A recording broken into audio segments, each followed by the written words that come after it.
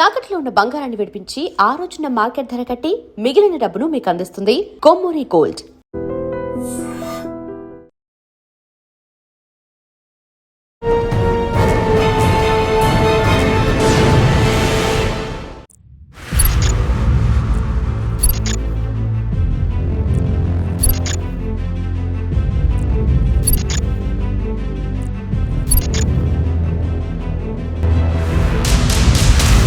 కర్ర కానీ కత్తి కానీ తుపాకీ కానీ వాడరు, కనీసం వార్నింగ్ కూడా ఇవ్వరు.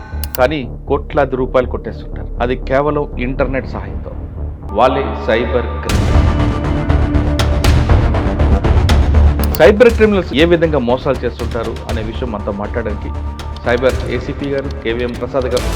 సైబర్ క్రిమినల్స్ అందరూ కూడా చదువురాని వాళ్ళు, కానీ మోసపోతున్న వాళ్ళందరూ కూడా బాగా చదువుతున్న వాళ్ళు. ఇప్పుడు మనకు సైబర్ క్రైమ్లో అక్యూజ్ని పట్టుకొని రికవరీ చేయడం అనేది చాలా కష్టం. ట్రెడిషనల్ క్రైమ్ తీసుకుంటే వాళ్ళు రావడం, బాడీ అఫెన్స్ కొట్టడం, బెదిరించడం రకరకాలు ఉండేవి. ఇప్పుడు ఏమీ లేకుండా కేవలం ఇంటర్నెట్ సహాయంతోనే అందిన కాడి దోచుకుంటారు. కోట్లాది రూపాయలు ఎంత వాళ్ళ ధర ఎంత వీలైతే అంత రూపం చేస్తున్నారు. ఇప్పుడు మనకి ట్రెండింగ్ సైబర్ క్రైమ్ వచ్చేసరికి నంబర్ ఆఫ్ కంప్లైంట్స్, అంటే కంప్లైంట్స్ ఎక్కువగా వస్తున్న ఫ్రాడ్ చూస్తే అడ్వర్టైజ్మెంట్ ఫ్రాడ్.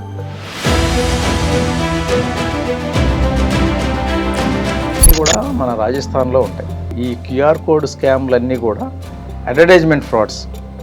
మనం యాడ్స్ ఇస్తే మనకి కాంటాక్ట్ అయ్యి డబ్బులు వేయించుకునేది, లేదా వాళ్ళు యాడ్స్ ఇచ్చి కూడా మనల్ని డూప్ చేస్తారు.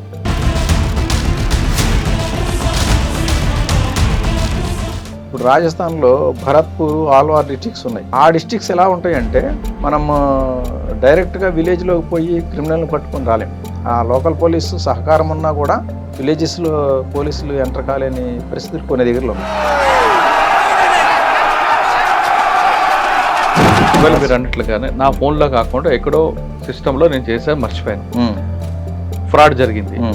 లేదు మన సిస్టమ్, మన ఫోన్ వాట్సాప్ అనేది ఇంకొక దాంట్లో అవుతుందనే విషయం మనం తెలుసుకోవడానికి అవకాశం ఉందా? అవుతుంది. మనం చెక్ చేసుకోవాలి. మన డివైస్ సెట్టింగ్స్ ఓపెన్ చేసి లింక్డ్ డివైసెస్ అని ఒక ఆప్షన్ ఉంటుంది. ఇప్పుడు ఇది సెట్టింగ్స్లో ఇక్కడ చూడండి, లింక్డ్ డివైసెస్ అని ఒకటి ఉంది. కొడితే కనుక మనకి ఇట్లా వస్తుంది. ఇక్కడ దాని మీద క్లిక్ చేస్తే లాస్ట్లో లాగౌట్ అని ఒకటి వస్తుంది ఆప్షన్. ఈ లాగౌట్ కొట్టేసిన, లాగౌట్ కొడితే కనుక అది లాగౌట్ అయిపోయింది.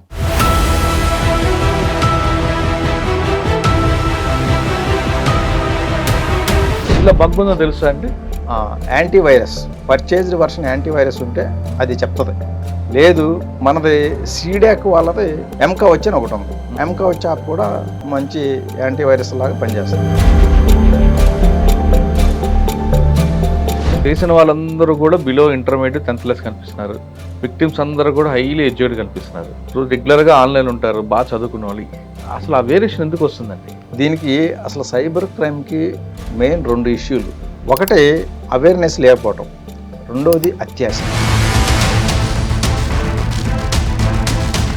ఆశ ఉన్నంత కాలం ఈ సైబర్ ఫ్రాడ్స్ ఆగవు. అవగాహన లేకపోతే కూడా అయ్యే అవకాశాలు ఉంటాయి.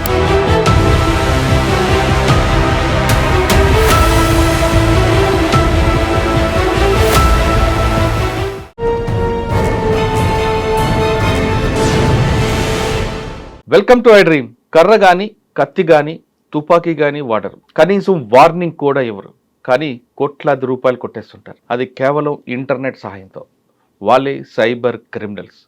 సైబర్ క్రిమినల్స్ ఎలా వాడుతుంటారు, ఏ విధంగా మోసాలు చేస్తుంటారు అనే విషయం మనతో మాట్లాడడానికి సైబర్ ఏసీపీ గారు కేవీఎం ప్రసాద్ గారు ఉన్నారు. ఆయన అడిగి ఈ విషయంపై చాలా క్షుణ్ణంగా, చాలా నీట్గా తెలుసుకోండి. అసలు మీరు ఎంత దారుణంగా మోసపోతారనే విషయాన్ని ఆయన చెప్తుంటారు. సైబర్ క్రిమినల్స్ అందరూ కూడా చదువురాని వాళ్ళు, కానీ మోసపోతున్న వాళ్ళందరూ కూడా బాగా చదువుతున్న వాళ్ళు. ఈ వ్యత్యాసం ఏంటి అనే విషయం సార్ని అడుగుతుంది. సార్ నమస్తే అండి. నమస్తే సార్. నాకు చెప్తున్నట్ల గతంలో మనం ట్రెడిషనల్ క్రైమ్ తీసుకుంటే వాళ్ళు రావడం, బాడీ అఫెన్స్ కొట్టడం, బెదిరించడం రకరకాలు ఉండేవి. ఇప్పుడు ఏమీ లేకుండా కేవలం ఇంటర్నెట్ సహాయంతోనే అందిన కాడి దోచుకుంటారు. కోట్లాది రూపాయలు ఎంత వాళ్ళ ధర ఎంత వీలైతే అంత రూపం చేస్తున్నారు. సార్ మీరు పట్టుకున్న వాళ్ళు అందరిని చూస్తుంటే వాళ్ళందరూ కూడా బిలో ఇంటర్మీడియట్ ఉంటారు, కంప్లైంట్ అంతా కూడా హైలీ ఎడ్యుకేటెడ్ ఉంటారు. అంటే ఇంత చదువుకున్న వాళ్ళు కూడా అటువంటి విషయాలు మోసపోవడానికి కారణం ఏంటి? సైబర్ క్రైమ్లో తెలంగాణ పోలీసు కానీ అన్ని స్టేట్ పోలీసులు కూడా బాగా అవేర్నెస్ తీసుకొస్తుంది. ఇటు మీడియా కానీ పోలీసు కానీ ఇంత అవేర్నెస్ క్యాంపులు నడుస్తున్నా ఇంకా ఇంత ఎలా మోసపోతుంటారు? ఈ రెండు విషయాలు చెప్పే ముందు ఇప్పుడు తెలంగాణలో ఎక్కువ ట్రెడిషనల్ క్రైమ్ ఏముంది? ట్రెడిషనల్ క్రైమ్ అంటే ఐ మీన్ ట్రెండింగ్లో ఉన్న సైబర్ క్రైమ్. ఇప్పుడు మనకి ట్రెండింగ్ సైబర్ క్రైమ్ వచ్చేసరికి నంబర్ ఆఫ్ కంప్లైంట్స్, అంటే కంప్లైంట్స్ ఎక్కువగా వస్తున్న ఫ్రాడ్ చూస్తే అడ్వర్టైజ్మెంట్ ఫ్రాడ్. దీంట్లో ఏంటంటే క్రిమినల్స్ మనం అడ్వర్టైజ్ చేసినా లేదు వాళ్ళు అడ్వర్టైజ్మెంట్ చేసిన. అంటే ఇప్పుడు రీసెంట్గా ఒక లేడీ ఆమె ఫ్లాట్ రెంట్కి ఇవ్వాలని చెప్పి, ఆమె ఫ్లాట్ గుంటూరులో ఉంటుంది, రెంట్కి ఇవ్వాలని చెప్పి ఓఎల్ఎక్స్లో యాడ్ ఇచ్చింది. యాడ్ ఇస్తే ఓఎల్ఎక్స్ ఈ క్విక్కర్ వీటిలో ఏంటంటే ఫ్రీ యాడ్స్ తీసుకోవచ్చు మనం. యాడ్ ఇస్తే అది చూసిన ఎవరైనా సరే ఆమె ఫ్లాట్ అద్దెకి తీసుకోవాలనుకునే వాళ్ళు కాల్ చేస్తారు. ఈమె ఫోన్ నెంబర్ ఇచ్చింది, ఫోన్ చేసి ఒక అతను కాల్ చేశాడు. కాల్ చేసి మీ ఫ్లాట్ బాగా నచ్చేసింది, ఎందుకంటే మీ ఫొటోస్ అన్నీ అప్లోడ్ చేసింది. ఫ్లాట్ని డిస్క్రైబ్ చేస్తూ మా ఫ్లాట్ ఎట్లా ఉంటుంది అని చెప్పి డిస్క్రిప్షన్లో ఫొటోస్ చేసి పెట్టింది. అంటే నేను మిలిటరీలో పనిచేస్తున్నా, అందువల్ల వచ్చి పర్సనల్గా చూడటం కుదరలేదు, కానీ ఫొటోస్ చూసి నేను చాలా అట్రాక్ట్ అయిపోయాను. నేను ఇంక మళ్ళీ ఫిజికల్గా చూడటం అనేది అవ్వదు, నాకు దూరంగా ఉన్నా, నాకు ట్రాన్స్ఫర్ అయింది, ట్రాన్స్ఫర్ మీద వస్తున్నాను, కాబట్టి ముందు అడ్వాన్స్ కట్టేస్తా, ఎందుకంటే నేను అడ్వాన్స్ ఇవ్వకపోతే మళ్ళీ మీరు వేరే వాళ్ళకి ఇచ్చేస్తారు, అందువల్ల అడ్వాన్స్ కట్టేస్తా, రెంట్ ఎంత చెప్పండి అన్నాడు. అంటే ఏమి 13,000 2 months అడ్వాన్స్ ఇవ్వాలి అన్నది. సరే ఇప్పుడే పే చేసేస్తున్నాను, నేను ఒక క్యూఆర్ కోడ్ పంపిస్తా, ఆ క్యూఆర్ కోడ్ మీరు స్కాన్ చేస్తే మీకు వచ్చేస్తాయి 26,000 అన్నాడు. ఒక క్యూఆర్ కోడ్ పంపించాడు. పంపిస్తే ఈమె స్కాన్ చేసింది. స్కాన్ చేసిన తర్వాత ఈమె పిన్ అడుగుతుంది. ఈమె పిన్ అడిగితే ప్రొసీడ్ టు పే అనే ఆప్షన్ ఒకటి వచ్చింది, అది కొట్టిన తర్వాత పిన్ అడిగింది. ఆమె పిన్ కొట్టేసింది. పిన్ కొట్టేస్తే రిసీవ్ చేసుకోవాల్సింది బదులు ఈమె అకౌంట్లో డబ్బులు వెళ్ళిపోయినాయి. ఇదేంటి ఇట్లా నా అకౌంట్లో డబ్బులు వెళ్ళిపోయినాయి అని చెప్పి మళ్ళీ కాల్ చేసింది. ఏంటండి ఇట్లా నాకు మీరు డబ్బులు పంపిస్తున్నారు, నా అకౌంట్లో నుంచి వెళ్ళిపోయినాయి అంటే, లేదు ఇది టెక్నికల్ గ్లిచ్ ఉంది, నేను మళ్ళీ పంపిస్తున్నాను, ఎందుకంటే ఇప్పుడు మీరు పోయిన 26 మళ్ళీ ఇంకొక 26 యాడ్ చేసి 52 పంపిస్తున్నా, ఇది స్కాన్ చేయండి అన్నాడు. సార్ క్యూఆర్ కోడ్ పంపితే మన డబ్బులు పోతాయనే విషయం ఆవిడకి అవగాహన లేదు. ఎందుకంటే మనం మార్కెట్లోకి పోయి చాలాసార్లు క్యూఆర్ కోడ్లు స్కాన్ చేసి పే చేస్తుంటాం, కానీ మనకు రావాల్సినప్పుడు ఎప్పుడు కూడా మనం ఏమి స్కాన్ చేయకుండానే వస్తున్నాయి అనేది మర్చిపోతున్నారు. మనకు ఎవరైనా డబ్బులు పంపితే మనం ఏమి స్కాన్ చేయడంలా, ఆటోమేటిక్గా వస్తున్నాయి, మనకు ఓ పాపప్ వస్తుంది, you received so and so money from so and so అని చెప్పి. కానీ వీళ్ళు అది ఇక్కడ వచ్చేసరికి మర్చిపోతున్నారు. ఆయన డబ్బులు పంపిస్తాను అంటే ఆయన చెప్పిన ఇన్స్ట్రక్షన్స్ ఫాలో అవుతున్నారు తప్ప, అరే క్యూఆర్ కోడ్లో నేను మార్కెట్లోకి పోయి అన్నీ మేము కూరగాయలు కొనేటప్పుడు కూడా క్యూఆర్ కోడ్ స్కాన్ చేసి పే చేస్తున్నాను కదా, ఇప్పుడు మరి ఈయన క్యూఆర్ కోడ్ స్కాన్ చేస్తే నేను పే చేస్తాను కదా, ఆయన నాకు పే చేయాలంటే క్యూఆర్ కోడ్ ఎందుకనే ఆలోచన రావడంలే. ఈమె మళ్ళీ 52,000 పంపితే అది కూడా స్కాన్ చేసింది, మళ్ళీ 52,000 పోయినాయి. అదేంటి మళ్ళీ పోయినాయి అంటే, మీరు స్కానింగ్ తప్పు చేసినారు, మళ్ళీ ఇంకొకసారి చేయండి అని మళ్ళీ అట్లా 4.5 lakh వరకు క్యూఆర్ కోడ్ స్కాన్ చేపిస్తూనే పోయాడు. ఈమె ఆయన చెప్పిన మాటలు ఏంటుందే తప్ప ఆమె సొంత బ్రెయిన్ అనేది అసలు యూజ్ చేయడం, అంటే ఇంట్లో వాళ్ళకి అడగడం కూడా ఏం లేదు. 4.5 lakh పోయిన తర్వాత అప్పుడు ఇదంతా ఏదో ప్రాబ్లంగా ఉందండి, దానివల్ల ఏదో మొత్తానికి మిస్టేక్ అయ్యి మీ డబ్బులు వెళ్ళిపోయినాయి, ఇవి రిఫండ్ ఇవ్వాలి అంటే నేను ఒక ప్రాసెస్ చేయాల్సి ఉంటుంది, ఆ రిఫండ్ కోసం మళ్ళీ మీరు పేమెంట్ చేయాలని చెప్పేసి టోటల్ 10 lakhs చేసాడు. 10 lakhs అయిన తర్వాత వాడికి ఎందుకో మరి 10 lakhs అయిన తర్వాత కూడా వదలబుద్ధి కాలే.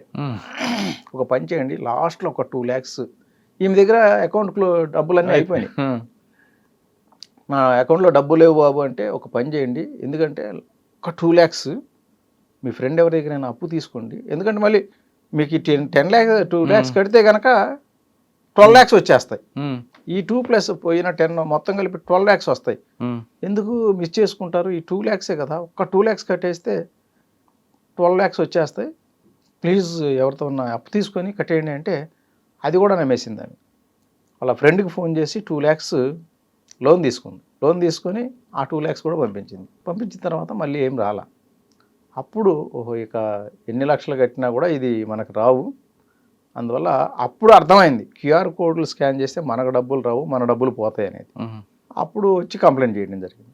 ఇలా కంప్లైంట్ అయిన తర్వాత మీరు ఏమన్నా దాన్ని పర్సూ చేశారా ఆ కేసుని?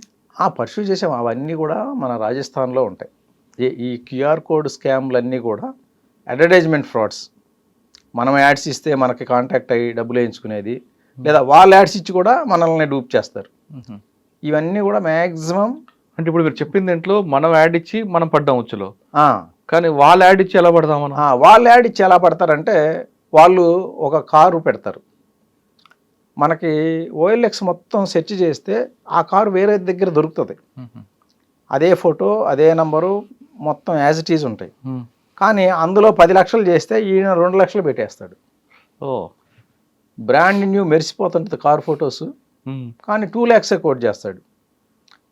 అప్పుడు మనకేంటి, ఎక్కడైనా సరే చీప్కి ఏదైతే దానికే పోతాం. ఒక దగ్గర 10 లక్షలు ఉంది, ఒక దగ్గర 2 లక్షలు ఉంది అంటే ఎందుకు ఉంది అని ఆలోచించకుండా ఈ 2 lakhs వాడికి కాల్ చేస్తారు. కాల్ చేస్తే ఆయన, నాకు రీసెంట్గా ట్రాన్స్ఫర్ అయిందమ్మా, నేను వెళ్ళిపోతున్నా, అందుకనే నేను మిలిటరీలో పనిచేస్తాను, కాబట్టి ఇది తొందరగా డిస్పోజ్ చేసి వెళ్దామనే ఉద్దేశంతో చీప్గా అమ్మేస్తున్నా, లేకపోతే దీని కాస్ట్ 10 lakhs, ఇంకా నాకు తొందరగా ఉండటం వల్ల చీప్గా ఇచ్చేస్తున్నా అని చెప్పి మనం అడగకపోయినా కూడా ఆయన ఆర్మీ కార్డు ఒకటి పంపిస్తాడు. ఆర్మీలో ఇచ్చిన ఐడెంటిటీ కార్డు, తర్వాత ఆధార్ కార్డు ఒకటి పంపిస్తాడు, రిజిస్ట్రేషన్ సర్టిఫికేట్ ఒకటి పంపిస్తాడు. ఇవన్నీ పంపించి వీళ్ళకి కాన్ఫిడెన్స్ అనమాట, ఈయన అంత ఆథెంటికేటెడ్ పర్సన్, జెన్యున్ పర్సన్ అనే ఇది కల్పించడం కోసం ఇవన్నీ పంపించి వీళ్ళకి అప్పుడు ఇవి చూసిన తర్వాత ఇదేదో కొంచెం జెన్యున్గానే ఉందిలే అనిపిస్తుంది. అప్పుడు మీరు ఓకే అంటే మరి మీరు కొంచెం అడ్వాన్స్ పే చేస్తే నేను బండి మీకు పంపిస్తానంటాడు. అడ్వాన్స్ ఎంత అంటే ఏం లేదు, జస్ట్ ఒక 2 lakhs చెప్తే కనుక ఒక 20,000 పంపించండి అంటాడు. ఈ 20,000 పంపించిన తర్వాత ఇక్కడ మేము ఆర్మీలో ఉన్నాం కదా, దీనికి ప్యాక్ చేయాలా, మామూలుగా పంపితే ఊరుకోరు ఇక్కడ, ఆ ప్యాకింగ్ ఛార్జెస్ ఇంకో 20,000 అంటాడు. అవి పంపుతారు. 40 అయిపోయింది.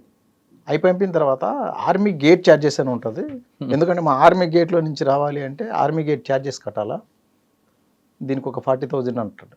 80 అయిపోయింది. 80 అయిపోయిన తర్వాత ఇంకొక అతను కాల్ చేస్తాడు, నేను మీ వెహికల్ తెచ్చానండి, అయితే 50% కట్టాలా, ఇప్పుడు 50% కట్టకపోతే ఓనర్ ఒప్పుకోడు, 50% అంటే 2 lakhsలో 50% 1 lakh. ఈ 1 lakh కడితే కనుక మీకు డెలివరీ ఇచ్చేసి వెళ్ళిపోతా అంటాడు. అంటే అదేంటి, ముందు నాకు డెలివరీ ఇచ్చిన తర్వాత కట్టమన్నాడే అంటే, లేదు ఓనర్ ఒప్పుకోవట్లే, ఇప్పుడు నేను మాట్లాడినా ఇప్పుడే, మీరు 50 కట్టాలా అంటాడు. సరే ఎట్లా అయినా 1 + 80 180 మనకి 2 మనం మాట్లాడుకున్న దానికి లోపే ఉంది కదా అని చెప్పి ఇవన్నీ కూడా వేసేస్తారు. 180 అయిపోయింది. 180 అయిపోయిన తర్వాత మళ్ళీ కాల్ చేస్తాడు వాడు, ఇప్పుడు ఓనర్ ఒప్పుకోవట్లే, ఫుల్ అమౌంట్ ఇస్తే రిలీజ్ చేయి, డెలివరీ చేయి, లేకపోతే చేయద్దు అంటున్నాడు, ఆ 1 lakh కూడా వేసేయని అంటాడు. అప్పుడు ఆల్రెడీ 180 ఇచ్చాం కదండి. 180 ఇచ్చారు. ఆ 180 ఇస్తే ఓనర్ అట్లా ఒప్పుకోవట్లే, ఆ ఛార్జెస్ వేరు, ఇది వేరు. ఇప్పుడు మీరు ఫస్ట్ కట్టినవి advance, army gate charges, packing charges అవి అలాగో, ఇది వేరు. ఇప్పుడు మీరు ఫుల్ అమౌంట్ అంటే ఇంకో 1 lakh వేయాల్సిందే అంటారు. అంటే ఇక ఇప్పుడు ఆల్రెడీ 180 వెళ్ళిపోయినాయి, ఇది మరి వేయకపోతే మొత్తం పోతాయేమో అనే ఉద్దేశంతో ఆ 1 lakh కూడా వేసేస్తారు. 280 అవుతుంది. 280 అయిపోయిన తర్వాత అప్పుడు లేదు, ఇప్పుడు మార్కెట్లో మాకు ఇంకొక అతను వేరే బేరం వచ్చింది, వాళ్ళు 4 lakhs ఇస్తామంటున్నారు, మీరు కూడా 4 lakhs ఇస్తేనే ఇస్తాం అంటే ఇంకొక 2 lakhs. ఇలా 2 lakhs చెప్పి 10 lakhs వరకు వేయించుకున్న కేసులు చాలా ఉన్నాయి. వీళ్ళు ఎందుకంటే ఆల్రెడీ మన పోయిన డబ్బులు మళ్ళీ వస్తాయేమో అనే ఉద్దేశంతో అవి రికవరీ చేసుకుంటాం కోసం ఇంకా కొంచెం అని చెప్పేసి వేస్తూనే పోతారు. అలా పెద్ద మొత్తంలో వేసిన తర్వాత ఇక ఒక పాయింట్లో వీళ్ళకి అర్థమైపోద్ది ఫ్రాడ్స్టర్కి, వీళ్ళకి ఎంతకంటే వీళ్ళ కెపాసిటీ అయిపోయింది 1000 అని. అది అర్థం చేసుకున్న వెంటనే వీళ్ళ ఫోన్స్ బ్లాక్ చేసి పడేస్తారు. సార్ అటువంటి కేసులు వచ్చాయనుకోండి, మీరు ఇన్వెస్టిగేషన్ ఎలా తీసుకొస్తారు దాన్ని? అంటే డైరెక్ట్ గోల్డెన్ అవర్ దాటిపోయి వస్తుంది మీ దగ్గరికి. మరి ఎలా గోల్డెన్ అవర్ దాటిపోతే కొంచెం కష్టం, ఎందుకంటే ఇప్పుడు మనకు సైబర్ క్రైమ్లో ఎక్యూజ్ని పట్టుకొని రికవరీ చేయడం అనేది చాలా కష్టం. ఎక్యూజ్డ్ అంతా కూడా చాలా దూర ప్రాంతాల్లో ఉంటారు. ప్లస్ ఇప్పుడు ప్రజెంట్ సినారియోలో అయితే అవుట్ ఆఫ్ ఇండియాకి వెళ్తున్న డబ్బు 60% పైన ఉంటుంది. ఒక 70% వరకు సైబర్ ఫ్రాడ్లో జరిగే అమౌంట్లో 70% వరకు ఇండియా దాటి వెళ్ళిపోతుంది. ఇండియాలో ఉన్నదే రికవర్ చేయడం కష్టం, ఇండియా దాటి వెళ్ళిపోతే హైలీ ఇంపాసిబుల్. అందువల్ల ఏంటంటే మనకి ఇప్పుడు సెంట్రల్ గవర్నమెంట్ I4C క్రియేట్ చేసి దాని ద్వారా NCRP అనేది ఒకటి క్రియేట్ చేసి NCRPలో మనం ఎంత త్వరగా కాల్ చేస్తే అంత త్వరగా మన అమౌంట్స్ని రికవర్ చేసే సిస్టమ్ ఉంది. దీంట్లో ఎట్లా అంటే NCRPలో మనం కంప్లైంట్ చేయాలి అంటే కనుక 1930 టోల్ ఫ్రీ నంబర్ ద్వారా కానీ లేదు cybercrime.gov.in ఈ వెబ్సైట్లోకి వెళ్ళి కూడా cybercrime.gov.in వెబ్సైట్లో కనిపించిన అది కంప్లైనింగ్ పోర్టల్ అనమాట. కంప్లైంట్ చేయడానికి ఫెసిలిటేట్ చేస్తుంది. అది ఓపెన్ చేస్తే అదే గైడ్ చేస్తుంది మనకి. మనం ఎవరి గైడెన్స్ కూడా తీసుకోవలే. cybercrime.gov.in కొడితే వెంటనే పోర్టల్ ఓపెన్ అవుతుంది. ఆ పోర్టల్లోనే రిజిస్టరే కంప్లైంట్. దాంట్లో 2-3 టైప్స్ ఉంటాయి. ఫైనాన్షియల్. నాన్ ఫైనాన్షియల్లో లేడీస్ ఎవరైనా సోషల్ మీడియా కేసెస్ రిపోర్ట్ చేయాలనుకుంటే వాళ్ళ ఐడెంటిటీని హైడ్ చేసుకొని కూడా చేయొచ్చు. అటువంటి ఆప్షన్స్ ఉన్నాయి అందులో. ఆ ఆప్షన్స్ ఉపయోగించుకొని నాన్ ఫైనాన్షియల్ మనం సెలెక్ట్ చేసుకొని మనం క్లిక్ చేస్తే మన ఫస్ట్ విక్టిమ్ డీటెయిల్స్ తీసుకుంటుంది. ఎందుకంటే ఫేక్ కంప్లైంట్ చేయకుండా ఉండటం కోసం OTP అనేది కంపల్సరీ ఇది పెట్టారనమాట. ఎందుకంటే ఏదైతే ఫోన్ నెంబర్తో మనం వాడతామో ఆ ఫోన్ నెంబర్కి OTP పంపి చెక్ చేస్తారు ఇది జెన్యూన్ కంప్లైంటా కాదని. ఆ OTP కనుక ఇదైపోయిన తర్వాత డీటెయిల్స్ తీసుకుంటారు. Victim details plus transaction details. ఈయన విక్టిమ్ యొక్క bank account, transaction ID, date of transaction amount ఇవి కలెక్ట్ చేసుకొని మనకి అక్యూజ్డ్ యొక్క సస్పెక్ట్ యొక్క డీటెయిల్స్ పూర్తిగా తెలిస్తే అందులో ఆప్షన్ ఉంది. పేరు, ఫోన్ నెంబరు, లొకేషన్ అన్నీ చెప్పచ్చు. మనకు తెలిసిన డీటెయిల్స్ ఇవ్వచ్చు. జనరల్గా ఏంటంటే ఫోన్ కాల్సే కాబట్టి ఫోన్ నెంబర్ తప్ప మన దగ్గర ఏముండవు. వాళ్ళు చెప్పే పేర్లన్నీ దొంగ పేర్లు ఉంటాయి. ఫేక్ నేమ్స్ చెప్తారు. మనకి దొంగ ఎవడో కూడా వాడి ఒరిజినల్ పేరు చెప్పడు కదా. ఆ ఫేక్ నేమ్ ఏదో చెప్తే ఆ నేము ప్లస్ ఫోన్ నెంబరు జనరల్గా అవి ఇస్తుంటారు. అవి ఇచ్చి మనం దీంట్లో ఏంటంటే మనం ఎవిడెన్స్ దీనికి ట్రాన్సాక్షన్ యొక్క డీటెయిల్స్ ఒక స్క్రీన్ షాట్ తీసి అవి అప్లోడ్ చేయాల్సి ఉంటుంది. అలాగే Aadhaar card of the complainant. Sir Aadhaar card OTP కూడా వస్తుంది కదండి, ఎందుకు? ఆధార్ కార్డుకి OTP ఏం రాదు. అడుగుతారట. ఆధార్ కార్డుకి ఏం OTP రాదు. ఆధార్ అప్లోడ్ చేయాలి. ఒక ఆధార్ కార్డు మనం ఇచ్చిన డబ్బుల యొక్క ట్రాన్సాక్షన్స్ యొక్క స్క్రీన్ షాట్స్. ఎందుకంటే ఎవిడెన్స్ లేకపోతే మళ్ళీ ఫేక్ కంప్లైంట్లు చేసే ఇది ఉంటుంది. అందుకని ట్రాన్సాక్షన్ డీటెయిల్స్ మెన్షన్ చేసి ఆ ట్రాన్సాక్షన్ డీటెయిల్స్ ఏవైతే ఉన్నాయో అవి మన ఫోన్ నుంచి అయినట్లుగా ఒక స్క్రీన్ షాట్ పెట్టాలి. అవి పెడితే వెంటనే ఇప్పుడు విక్టిమ్ యొక్క అకౌంట్ నుంచి ఫస్ట్ ఏ అకౌంట్కి పోయింది చూస్తారు. చూసి ఆ అకౌంట్లో మనీ ఉంటే కనుక అక్కడే హోల్డ్ చేసేస్తారు. లేదు అక్కడి నుంచి వేరే అకౌంట్కి వెళ్ళింది, ఆ వేరే అకౌంట్ ఎక్కడికి పోయిందో చూసి అక్కడ హోల్డ్. అలా లాస్ట్ వరకు మనీ విత్డ్రా అయ్యే వరకు కూడా ట్రాకింగ్ ఉంటుంది. మనీ ట్రాక్ చేస్తారు.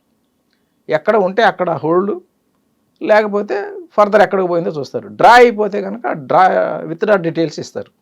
చెక్ ద్వారా డ్రా చేశారా, ATM ద్వారా డ్రా చేశారా, POS ట్రాన్సాక్షన్స్ ద్వారా డ్రా చేశారా, లేకపోతే వేరే ఏదైనా షాపింగ్ ATM ద్వారా, ఇట్లా ఏ విధంగా డ్రా అయ్యింది ఆ డీటెయిల్స్ ఇవ్వడం జరుగుతుంది. ఇప్పుడు మనకు దాదాపు ఇండియాలో ఉన్న అన్ని బ్యాంక్స్ కూడా ఈ పోర్టల్లో ఎన్లిస్ట్ అయ్యి ఉన్నాయి, ఆన్బోర్డ్ అని. కాబట్టి ప్రతి బ్యాంక్కి NCRP పోర్టల్ సెపరేట్, వాళ్ళకి బ్యాంకింగ్ అఫీషియల్స్కి సెపరేట్ సేమ్ పోర్టలే, లాగిన్స్ వేరనమాట. వాళ్ళందరికీ లాగిన్స్ ఇచ్చారు. వాళ్ళు ప్రతి బ్రాంచ్లో లాగిన్ ఉంటుంది. సార్ ఇది ఒక టైంలో ఇచ్చారనుకోండి, ఇప్పుడు నాకు మోసం జరిగింది, వెంటనే తెలుసుకొని అనేటికి ఈ ప్రాసెస్ అంతా ఒక అరగంట, ఒక గంట అవుతుంది. కానీ మీరు చెప్తున్నట్టు 2 కేసుల్లో రోజుల తరబడి అయిన తర్వాత నేను కంప్లైంట్ ఇస్తే ఏమైనా బెనిఫిట్ ఉంటుందా? రోజులు తరబడిన తర్వాత కంప్లైంట్ ఇస్తే కనుక ఫోన్ నంబర్ ఉంది కాబట్టి దాన్ని ట్రాక్ చేయొచ్చు. ఒకవేళ స్విచ్ ఆఫ్ అయినా కూడా అప్పటి వరకు లొకేషన్స్ ఎక్కడున్నాయి, పర్టికులర్గా ఫ్రాడ్ జరిగినప్పుడు లొకేషన్స్ ఎక్కడున్నాయి, తర్వాత మనీ వేస్తున్నాము అంటే ఖచ్చితంగా అది ఒక అకౌంట్ నుంచే పోద్ది, ఇంకొక అకౌంట్కి పోద్ది. ఆ అకౌంట్ హోల్డర్ ఎవరు, అకౌంట్ హోల్డర్కి ఏంటంటే కేవైసీ డీటెయిల్స్ ఉంటాయి, తర్వాత దానికి సంబంధించి ఒక ఫోన్ నెంబర్ ఉంటుంది. ఇప్పుడు అన్నీ కూడా యూపీఐ ట్రాన్సాక్షన్స్ ఎక్కువైపోయాయి. యూపీఐ ట్రాన్సాక్షన్ చేయాలి అంటే ఫోన్ నెంబర్ తప్పదు, దానికి ఒక ఫోన్ నెంబర్ ఉంటుంది. తర్వాత యూపీఐ ట్రాన్సాక్షన్ చేయాలంటే నెట్ అవసరం, నెట్ లేకుండా కావదు. కాబట్టి ఇంటర్నెట్ ఏది వాడారు, ఇటువంటి విషయాలని డీప్గా ఇన్వెస్టిగేట్ చేసి ట్రేస్ చేసి ఎక్యూజ్ని పట్టుకోవాలి. ఇప్పుడు రాజస్థాన్లో భరత్పూర్, ఆల్వార్ డిస్ట్రిక్ట్స్ ఉన్నాయి. ఆ డిస్ట్రిక్ట్స్ ఎలా ఉంటాయంటే మనం డైరెక్ట్గా విలేజ్లోకి పోయి క్రిమినల్ని పట్టుకొని రాలేం. ఆ లోకల్ పోలీసు సహకారం ఉన్నా కూడా విలేజెస్లో పోలీసులు ఎంటర్ కాలేని పరిస్థితులు కొన్ని దగ్గరలో ఉన్నాయి. అటువంటి వాటిలో తప్ప మిగతా అదర్ ఏరియాస్లో ఢిల్లీ కానీ, బీహార్ కానీ, వెస్ట్ బెంగాల్ కానీ అదర్ ఏరియాస్లో కనుక లొకేషన్స్, బ్యాంక్ అకౌంట్స్ ఉంటే కనుక మనం పోయి వాళ్ళని పట్టుకొస్తాం. రికవరీ విషయమే చెప్పలేము సార్. ఎందుకంటే కూడా మీరు ఎవరో ఆధార్ కార్డు దొరికింది లేదా బ్యాంక్ అకౌంట్ దొరికి పట్టుకుంటారు, అది దొంగ అకౌంట్లు అవి ఉంటాయి కదండి, కొన్ని మ్యూల్ అకౌంట్ల మీద నడుస్తుంటాయి. వాళ్ళు పట్టుకుంటే ఏం బెనిఫిట్ ఉంటుంది? అదే ఇప్పుడు బెనిఫిట్ ఎంత ఉంటుంది అనేది, ఇప్పుడు ఒక అకౌంట్ హోల్డర్ని పట్టుకుంటాం, ఆయనకు అడుగుతాం నువ్వు వాడుతున్నావా, ఎవరు వాడుతున్నారు, ఈ డబ్బులు ఏం చేసినావని. ఎందుకంటే ఇప్పుడు నా అకౌంట్లో డబ్బులు పడిని వేరే ఎవరికి వాడుకున్నా కూడా రెస్పాన్సిబిలిటీ నాదే కదా. మరి నీ అకౌంట్లో పడినాయి కాబట్టి నువ్వే రెస్పాన్సిబుల్, ఈ అమౌంట్ ఏం చేసావు చెప్పు అని అడుగుతాం. ఆయన ఇంకొక ఆయన పేరు చెప్తాడు. దీంట్లో ఎట్లా ఉంటుందంటే ఇప్పుడు బీహార్లో అకౌంట్ ఉంటుంది, ఈయన ఇచ్చినోడు ఢిల్లీలో ఉంటాడు. ఇప్పుడు ఈయన్ని పట్టుకున్నాం, ఢిల్లీ పోవటానికి అక్కడ టీం ఉండదు రెడీగా. అటువంటిప్పుడు మనం ఢిల్లీ పోయి వాడిని పట్టుకుంటే కొంత రికవర్ అవుతాయి. ఎందుకంటే అకౌంట్ మేనేజ్ చేసేవాడు ఎక్కువ డబ్బులు వాడు కాజేస్తాడు కాబట్టి వాడిని పట్టుకుంటే రికవర్ అవుతుంది. కానీ మనం ఈయన్ని పట్టుకొని వెంటనే ఢిల్లీ పోవడం అంటే కష్టం.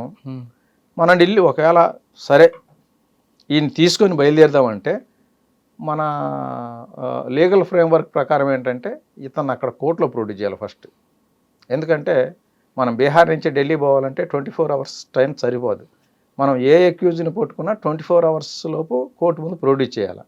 కాబట్టి ఈయన్ని అక్కడ లోకల్గా కోర్టులో ప్రొడ్యూస్ చేయాల్సిందే. ఆ ప్రొడ్యూస్ చేసేటప్పుడు కోర్టులు ఏంటంటే ట్రాన్సిట్ పీరియడ్ ఇస్తాయి. ఆ ట్రాన్సిట్ పీరియడ్ ఏంటంటే ఆ కోర్టు నుంచి మన కోర్టుకి, హైదరాబాద్లో ఉన్న కోర్టుకి తీసుకురావడానికి ఎంత టైమో అంతే ఇస్తాయి. ఈయన తీసుకొని ఢిల్లీ పోవటం, ఢిల్లీలో తిరగటం, ఢిల్లీలో వాడిని పట్టుకోవటం ఇదంతా చేయడం. అంటే ఫస్ట్ ఎఫ్ఐఆర్ ఎక్కడైందో ఆ స్టేట్కి పంపించి మళ్ళీ తీసుకోవాలా, లేదంటే బాంబే టు డైరెక్ట్ ఢిల్లీ వెళ్ళొచ్చండి? ఢిల్లీ వెళ్ళటానికి ఇప్పుడు బీహార్ నుంచి మనం బీహార్ కోర్టులో ప్రొడ్యూస్ చేసి, బీహార్ కోర్టు నుంచి కోర్టు ఏమి ఇస్తుందంటే హైదరాబాద్ కోర్టులో ప్రొడ్యూస్ చేయడానికి 3 రోజులు టైం ఇస్తుంది. అంటే ఎఫ్ఐఆర్ అయింది, ఇష్యూ అయింది కాబట్టి ఈ 3 రోజుల టైంలో మనం ఢిల్లీ పోయి హైదరాబాద్ రావడానికి కుదరదు. ప్లస్ లీగల్గా కూడా అది రాంగ్ అవుతుంది. ఎందుకంటే కోర్టు బీహార్ నుంచి హైదరాబాద్ తీసుకుపోవటానికి టైం ఇచ్చింది కానీ ఢిల్లీ పోవటానికి ఇవ్వాలి. అది ఇల్లీగల్. మళ్ళీ కోర్టుకి ఇది చెప్పాలా. ఇక్కడ నుంచి ఇప్పుడు ఈయన్ని తీసుకొని ఢిల్లీ పోయి ఇంకొక అక్యూజ్ని అరెస్ట్ చేయాలి, అక్కడికి ఇవ్వండి అంటే ఇవ్వరు. ఎందుకంటే మనకు లీగల్ ఫ్రేమ్వర్క్లో ఇది లేదు. కస్టడీ ఇస్తారు. మాకు 10 రోజులు పోలీస్ కస్టడీ ఇవ్వండి అంటే ఇస్తారు. అది అక్కడ మన రెగ్యులర్ కోర్టు ఇవ్వాలి. బయట పట్టుకున్నప్పుడు బీహార్లో ఒక పట్టుకున్నాం, లేదు కలకటాలో పట్టుకున్నాం, కలకటా కోర్టుకి పోలీస్ కస్టడీ ఇవ్వరు. పోలీస్ కస్టడీ ఏంటంటే అక్కడ లోకల్గా ఏదైనా ఇన్వెస్టిగేషన్ పెండింగ్ ఉందో ఇవ్వమంటే ఇస్తారు తప్ప, ఇట్లా మేము ఢిల్లీ పోవాలి దానికి ఇంకొక అక్యూజ్ని పట్టుకోవాలి దానికి 5 రోజులు పట్టుద్ది అంటే, ఒకవేళ ఢిల్లీ పోవటానికి పర్మిషన్ ఇస్తే ఈ అక్యూజ్ని పట్టుకున్నాక రెండో అక్యూజ్ని మళ్ళీ కలకటా రావాల్సి వస్తుంది. పట్టుకొచ్చాము ఆ అక్యూజ్ని. కాబట్టి ఇప్పుడు ఇక్కడి నుంచి మళ్ళీ హైదరాబాద్ పోవడానికి మాకు టైం ఇవ్వండి అని చెప్పి మళ్ళీ అడగాల. ఈ గ్యాప్లో అక్యూజ్డ్ రకరకాల వేషాలు వేయచ్చు, చాలా చేయొచ్చు కదా. ఇప్పుడు అదే ఇప్పుడు అక్యూజ్డ్ మనకు దగ్గర నుంచి ఏంటంటే వాడి మైండ్ ఎట్లా చేంజ్ అవుతుంది, వాడు మనసులో ఏం ఆలోచించుకుంటాడు, మనల్ని ఎట్లా ఇబ్బంది పెడతాడు, ఈ క్వశ్చన్స్ వస్తాయి. అందువల్ల ఏంటంటే ఎప్పుడైనా సరే మనం ఏ ప్లేస్లో పట్టుకుంటే ఆ ప్లేస్లో ఉన్న కోర్టులో ప్రొడ్యూస్ చేసి అక్కడ నుంచి డైరెక్ట్ హైదరాబాద్కి ట్రాన్సిట్ తీసుకొని తెచ్చి ఇక్కడ ప్రొడ్యూస్ చేసేస్తాం. ఓకే. వీడు చెప్పిన వివరాలను బట్టి ఒక టీం ఢిల్లీ పోయి ఆ ఢిల్లీ పోయిన టీము అక్కడ ఇన్వెస్టిగేట్ చేసి మళ్ళీ మనం సొంతంగా పట్టుకోవాల్సిందే, వీడి సహాయం లేకుండా పట్టుకోవాలి. మనకేంటంటే సహజంగా వీడిని పట్టుకోగలనే వాడికి తెలిసిపోతుంది. ఎవరో రిలేటివ్స్ ఊర్లో ఉండేవాళ్ళు చెప్తారు కదా, పట్టుకున్నారంటే అరే వాడు పట్టుకున్నారనేది చెప్తారు వాడికి. వాడు అలర్ట్ అయ్యి మనం పోయేలోపు వాడు ఫోన్ స్విచ్ ఆఫ్ చేసుకుంటాడు. ఇటువంటి ఇష్యూస్ ఉంటాయి. ఆ ఇష్యూస్తో పాటు ఇప్పుడు ఒక ఎఫ్ఐఆర్ అయింది, హైదరాబాద్ ఎగ్జాంపుల్ తీసుకుందాం, 30 లక్షలు పోయింది అనగానే మీ టీం అంతా కూడా ఆడ చెప్తుంటాడు కంప్లైంట్ వచ్చి, సార్ ఫోన్ నెంబర్ ఉంది సార్, అది సార్ ఇది సార్ బ్యాంక్ ఆయన ప్రెజర్ అయింది, ఆయన బాధ అయింది. కానీ మీ దగ్గర మ్యాన్ పవర్ ఆల్రెడీ ఒక పార్టీ బీహార్లో ఉందనుకుందాం, ఆ కేసు బీహార్ అనుకోండి, బాబు ఇది కూడా చూడరా అంటారు. అదర్వైజ్ రాజస్థాన్ అనుకోండి, మరి మ్యాన్ పవర్ టీము వెళ్ళాలా లేదా ప్రతి ఎఫ్ఐఆర్ కి మీరు టీం పంపిస్తుంటారా, అన్ని కలిపి ఒకసారి పంపిస్తారా? ఇప్పుడు పోలీసింగ్ అనేది ఏంటంటే స్టేట్ ఇష్యూ, ఇది సెంట్రల్ ఇది కాదు. లా అండ్ ఆర్డర్ అనేది స్టేట్ ఇష్యూ కాబట్టి ఒక స్టేట్ పోలీస్కి కోఆర్డినేషన్ ఉండదు. అవును, కోఆర్డినేషన్ అంటే మనం ఇక్కడ చెప్పగలం, అక్కడ అరెస్టులు చేయరు. అక్కడ చేయాలి అంటే అక్కడ కూడా లీగల్ ఇష్యూస్. ఫస్ట్ ఎఫ్ఐఆర్ ఉండాలి, తర్వాత ఎఫ్ఐఆర్ ఉండి అరెస్ట్ చేస్తే కోర్టుకి వివరించగలగాల, ఇదిగో పలానా క్రైమ్ పలానా దీని గురించి ఇతన్ని అరెస్ట్ చేసినామని. తర్వాత అక్కడి నుంచి మళ్ళీ మన రెగ్యులర్ కోర్టుకు తీసుకురావాలి, ఎఫ్ఐఆర్ ఎక్కడైందో అక్కడ తీసుకురావాలా. ఇదంతా అక్కడ వాళ్ళు చేస్తే వాళ్ళకి చాలా తలకాయ నొప్పి. అది ఆ ప్రాబ్లం ఎలా సాల్వ్ చేస్తున్నారు? ఇప్పుడు రోజుకి ఒక 10 ఎఫ్ఐఆర్లు వస్తాయండి. 10 ఎఫ్ఐఆర్లు వస్తే 10 ఎఫ్ఐఆర్లో చూసుకొని మనం 10 దగ్గరలకి మన టీములు పంపాల్సిందే తప్ప మన టీం పంపడానికే కూడా అంత మ్యాన్ పవర్ మీకు ఉందా అని అడుగుతున్నా. అంటే 10 ఎఫ్ఐఆర్లు కలిపి పంపిస్తారా, ప్రతి ఇండివిజువల్ ఎఫ్ఐఆర్ పంపిస్తుంటారా? 10 ఎఫ్ఐఆర్లు కంటే 10 ఎఫ్ఐఆర్లు ఒకే ప్లేస్లో ఉండవు కదా. ఇప్పుడు ఒక ఎఫ్ఐఆర్ లొకేషన్ రాజస్థాన్ ఉంటే ఇంకోటి ఢిల్లీ ఉంటుంది, ఇంకోటి వెస్ట్ బెంగాల్ ఉంటుంది. అట్లా మనం 10 ఎఫ్ఐఆర్లో అక్యూజ్డ్ 10 డిఫరెంట్ ప్లేస్లో ఉంటాడు. అందువల్ల డిఫరెంట్ ఆ టీంని అసలు మీరు ఆ మ్యాన్ పవర్ ఎలాగ వాడతారండి? ప్లేసెస్ మనకి ఇప్పుడు బీహార్లో ఒక లొకేషన్ ఉంది, మనకు వచ్చిన 4 ఎఫ్ఐఆర్లో సేమ్ లొకేషన్లో వచ్చినాయి. అప్పుడు ఒకే టీం అక్కడికి పోద్ది, ఆ 4 కేసుల్లో వాళ్ళు పరిశీలి చేస్తారు. అట్లా ప్లేస్ బట్టి ఆ ప్లేస్ బట్టి ప్లేస్ వైజ్. ఎందుకంటే కొన్ని దగ్గరలో ఏంటంటే సేమ్ ఎంఓ 4 ప్లేసుల్లో చేయొచ్చు. ఢిల్లీలో కూడా జాబ్ ఫ్రాడ్ చేస్తారు, బీహార్లో కూడా చేస్తారు, వెస్ట్ బెంగాల్లో కూడా చేస్తారు. మరి అప్పుడు ఎలా? అప్పుడు లొకేషన్ చూస్తాం. మనకి ఇప్పుడు 4 ఎఫ్ఐఆర్లు వచ్చినాయి, 4 జాబ్ ఫ్రాడ్లు వచ్చినాయి. 4 జాబ్ ఫ్రాడ్లో లొకేషన్ ఢిల్లీ ఉన్నాయా వేరే ప్లేసుల్లో కూడా ఉన్నాయా? 4 ఢిల్లీ ఉంటే ఒకే టీం ఢిల్లీ పోయి 4 కేసులు చూస్తుంది. 4 స్టేట్లు ఉన్నాయనుకో, 4 దగ్గర పోవాల్సింది, 4 టీములు పోవాల్సిందే. ఇందులో అంటే 4 టీంలు పంపారు అనుకోండి, టీంకి ఒక 2 అనుకోండి, మీరు టీంకి 2 ఎట్లా సరిపోతుంది? ఇప్పుడు అరెస్ట్ చేయాలి, అరెస్ట్ చేసిన తర్వాత కోర్టుకు తీసుకోవాలా, కోర్టు తీసిపోయిన తర్వాత మళ్ళీ ఆయన్ని వెనక్కి తీసుకురావాలి. ప్లస్ ఇప్పుడు ఒక అక్యూజ్ని పట్టుకున్నాం, వాడు మళ్ళీ అక్కడే లోకల్గా ఇంకోటి పేరు చెప్పాడు, నేను నా అకౌంట్ వాడతాడు అని. లేదు, నా అసోసియేట్ ఇంకొక అతను ఉన్నాడు అని చెప్పాడు. అసోసియేట్ని కూడా పట్టుకోవాలిగా, మనం సగంలో వదిలేయకూడదు కదా. ఇప్పుడు డిఫరెంట్ ప్లేస్ ఉన్నప్పుడు తప్పనిసరి కనీసం 5 ఉంటారా, మినిమం 4 అయితే కంపల్సరీ. 4 స్టేట్లో 4 టీంలు అంటే 20 మంది వెళ్ళిపోయారు. మరి మ్యాన్ పవర్ ఉంటుందా మీకు? ఆ మ్యాన్ పవర్ సమస్య అనేది సైబర్ క్రైమ్లో ఎప్పుడూ ఉంటుంది.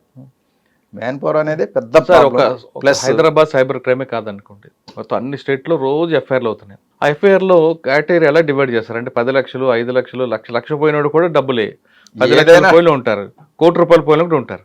మీరు ఎలా డివైడ్ చేసుకొస్తారు అక్కడ? అంటే ఇప్పుడు ఎక్కువ పోయిన వాళ్ళే కొంచెం ఎక్కువ ప్రిఫరెన్స్ ఉంటాయి, తక్కువ పోయిన వాళ్ళది కూడా ఈక్వల్గానే చూస్తాం. కాకపోతే ఏంటంటే ఇప్పుడు మనకి పెద్ద అమౌంట్స్ పోయిన వాటిల్లో ఎక్కువ చైనీ ఫ్రాడ్స్ ఉంటున్నాయి. అందుకనే ఇప్పుడు మనకి నంబర్ ఆఫ్ కంప్లైంట్స్ చూస్తే కనుక ఈ OLX ఉంటాయి. అదే అమౌంట్ చూస్తే, అమౌంట్ వైజ్ చూస్తే 70% ఇన్వెస్ట్మెంట్ ఫ్రాడ్, డిజిటల్ అరెస్ట్లో, తర్వాత బాస్ ఫ్రాడ్ అని ఒకటి ఉంది. బాస్ ఫ్రాడ్ అంటే వాట్సాప్లో డీపీలా బాస్ డీపీ పెట్టేసేసి కింద వాళ్ళని ఇదిగో ఈ అకౌంట్కి డబ్బులు ట్రాన్స్ఫర్ అయ్యి ఆ అకౌంట్కి డబ్బులు ట్రాన్స్ఫర్ చేయి అని చెప్పి అడుగుతారు. రీసెంట్గా ఒక కన్స్ట్రక్షన్ కంపెనీ ఏజిఎంకి వాళ్ళ ఎండి ఒక మెసేజ్ పంపించాడు. నా ఫోన్ పనిచేస్తలేదు, ఒక అర్జెంట్ డీల్ ఉంది, ఇంకొక ఇన్ఫ్రా కంపెనీ పేరు ఇచ్చి ఈ ఇన్ఫ్రాకి 1.8 crore అర్జెంటుగా ట్రాన్స్ఫర్ చేయన్నాడు. ఏజిఎం అంటే ఆయన కూడా ఎండి దగ్గర ఎప్పుడు చెక్కులు సంతకాలు తీసుకొని కొన్ని పెట్టుకుంటుంటాడు, ఎందుకంటే అర్జెంట్ కేసులు ఏమైనా ఉంటే డబ్బులు ట్రాన్స్ఫర్. అట్లా ముందు ఒకటి 1.8 crore ట్రాన్స్ఫర్ చేసాడు. కనీసం వెరిఫై చేసుకోలేదు, ఫోన్ చేసి చేయాలా వద్దనేది. చేయరా, బాస్ డీపీ ఉంది, డీపీలో బాస్ డీపీ చూసి మన బాసే ఫోన్ పని చేయట్లేదు అంటున్నాడు కదా అనుకున్నాడు. ఫోన్ పని చేయట్లేదని చెప్పి ఈయన అరే ఒకసారి చెక్ చేసి చూద్దామనే ఆలోచన రాలా, ఎందుకంటే ఈ ఫ్రాడ్ గురించి ఆయనకి అవగాహన లేదు. 1.8 crore పంపించారు. పంపించిన తర్వాత నెక్స్ట్ డే మళ్ళీ same message. Next day boss ఆఫీస్లో కూడా ఉన్నారు. అది వాడికి తెలియదు. వాడికి తెలియదు. వాడేంటి రాళ్ళు వేస్తుంటాడు, 10 రాళ్ళు వేస్తే ఒకటి తగులుతుంది. అట్లా మళ్ళీ సెకండ్ డే కూడా 2.9 crore అర్జెంటుగా ట్రాన్స్ఫర్ అన్నాడు. బాస్ ఆఫీస్లో ఉంటే పోయి ఒక మాట అడిగితే కూడా అయిపోయేది. ఈయన ముందు బ్యాంకుకి చెప్పి చెక్ కూడా ఇవ్వకుండా ట్రాన్స్ఫర్ కూడా ఇచ్చేసారు. బ్యాంక్ ఏంటంటే రెగ్యులర్ కస్టమర్ కదా అని చెప్పి మెయిల్ పెడితే చేసేసారు. చేసిన తర్వాత చెక్ మీద సంతకానికి బాస్ దగ్గర పోయాడు. అరే 2.9 crore ఏంటి అంటే, అరే ఇప్పుడే మీరు చెప్పారు కదా సార్ అంటే, నేను ఎప్పుడు చెప్పాను అన్నాడు ఆయన. అంటే అప్పుడు చూసుకుంటే ఏంటంటే ఎవడో ఫ్రాడ్స్టరు బాస్ డీపీ పెట్టుకొని నా ఫోన్ పనిచేయట్లేదు, ఇది నా కొత్త ఫోన్ అని చెప్పేసేసి ఇట్లా మనీ ట్రాన్స్ఫర్ అనగానే 1-2 సార్లు చెక్ చేసుకోవాలి. అది ఎండి ఫోటో కావచ్చు, ఎవరిదైనా కావచ్చు. అందులో అసలు వాట్సాప్ మెసేజెస్, వాట్సాప్ కాల్స్ అసలు నమ్మటానికి లేదు. సిమ్తో చేసే కాల్స్ చాలా రిలయబుల్.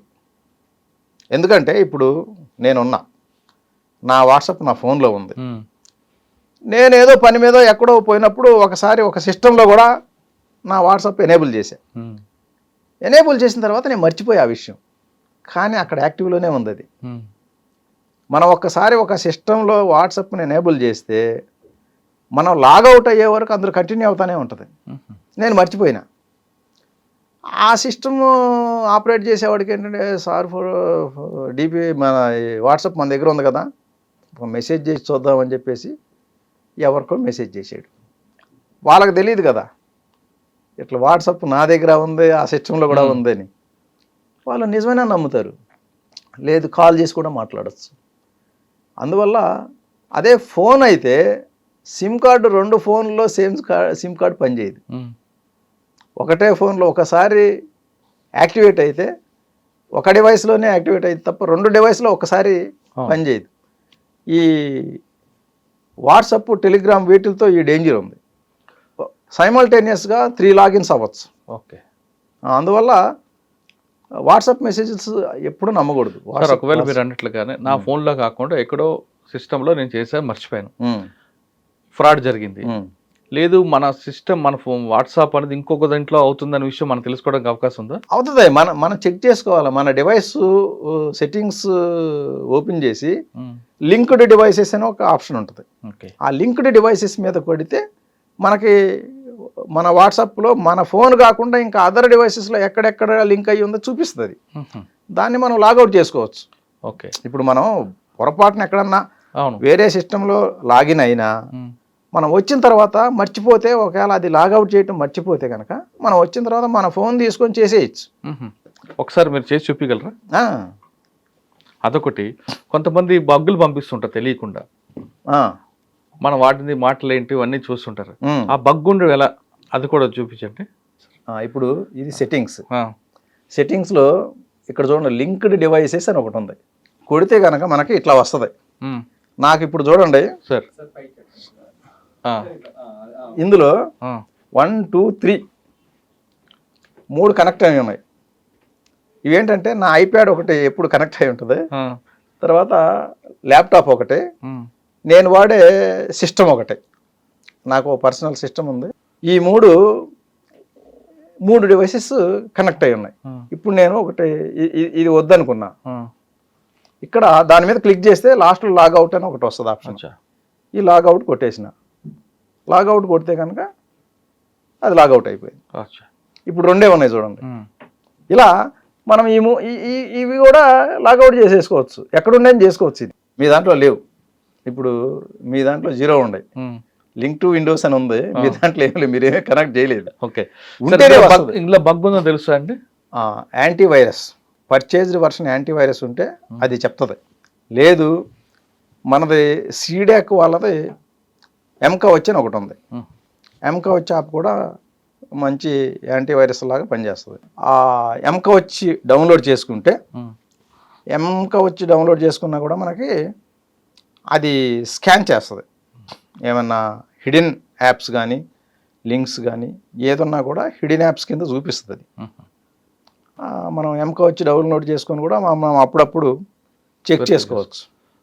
ఓకే సార్, ఇందాక చెప్పిన కేసులో ఏమైనా పట్టుకున్నారనుకోండి మీరు, వాడు హ్యాబిచువల్ అఫెండర్ లేదా ఫస్ట్ టైం ఏది జరిగింది, ఫస్ట్ టైం అయితే మీరు పట్టుకుంటారు, రికవర్ అవుతుంది, లేదా వాడి చైనా పంపాడు ఎక్కడ పంపి తర్వాత విషయం. హ్యాబిచువల్ అఫెండర్ అనుకోండి, ఏపీలో తెలంగాణలో చేశాడు, మీరు ట్రాక్ చేశారు, పట్టుకున్నారు, కానీ వాడు అదే రోజు అదే అమౌంట్ని ఇంకొక స్టేట్కి పంపొచ్చు, లేదా ఇంకో స్టేట్లో అదే రోజు ఇంకో క్రైమ్ చేయొచ్చు.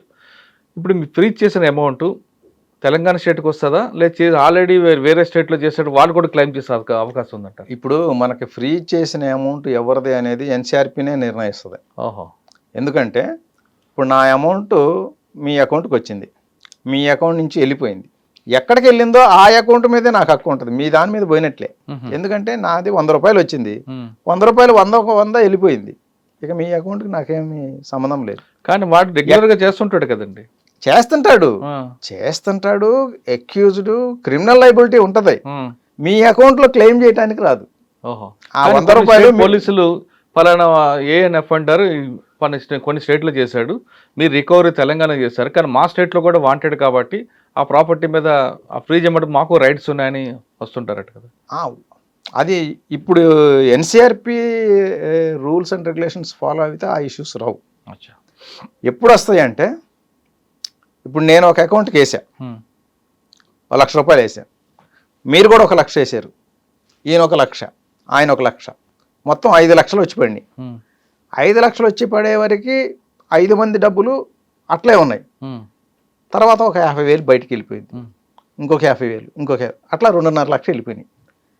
ఇప్పుడు 5 మందివి 5 లక్షలు ఉంటే 2.5 లక్షలు వెళ్ళిపోయింది, 2.5 లక్షలు ఉంది.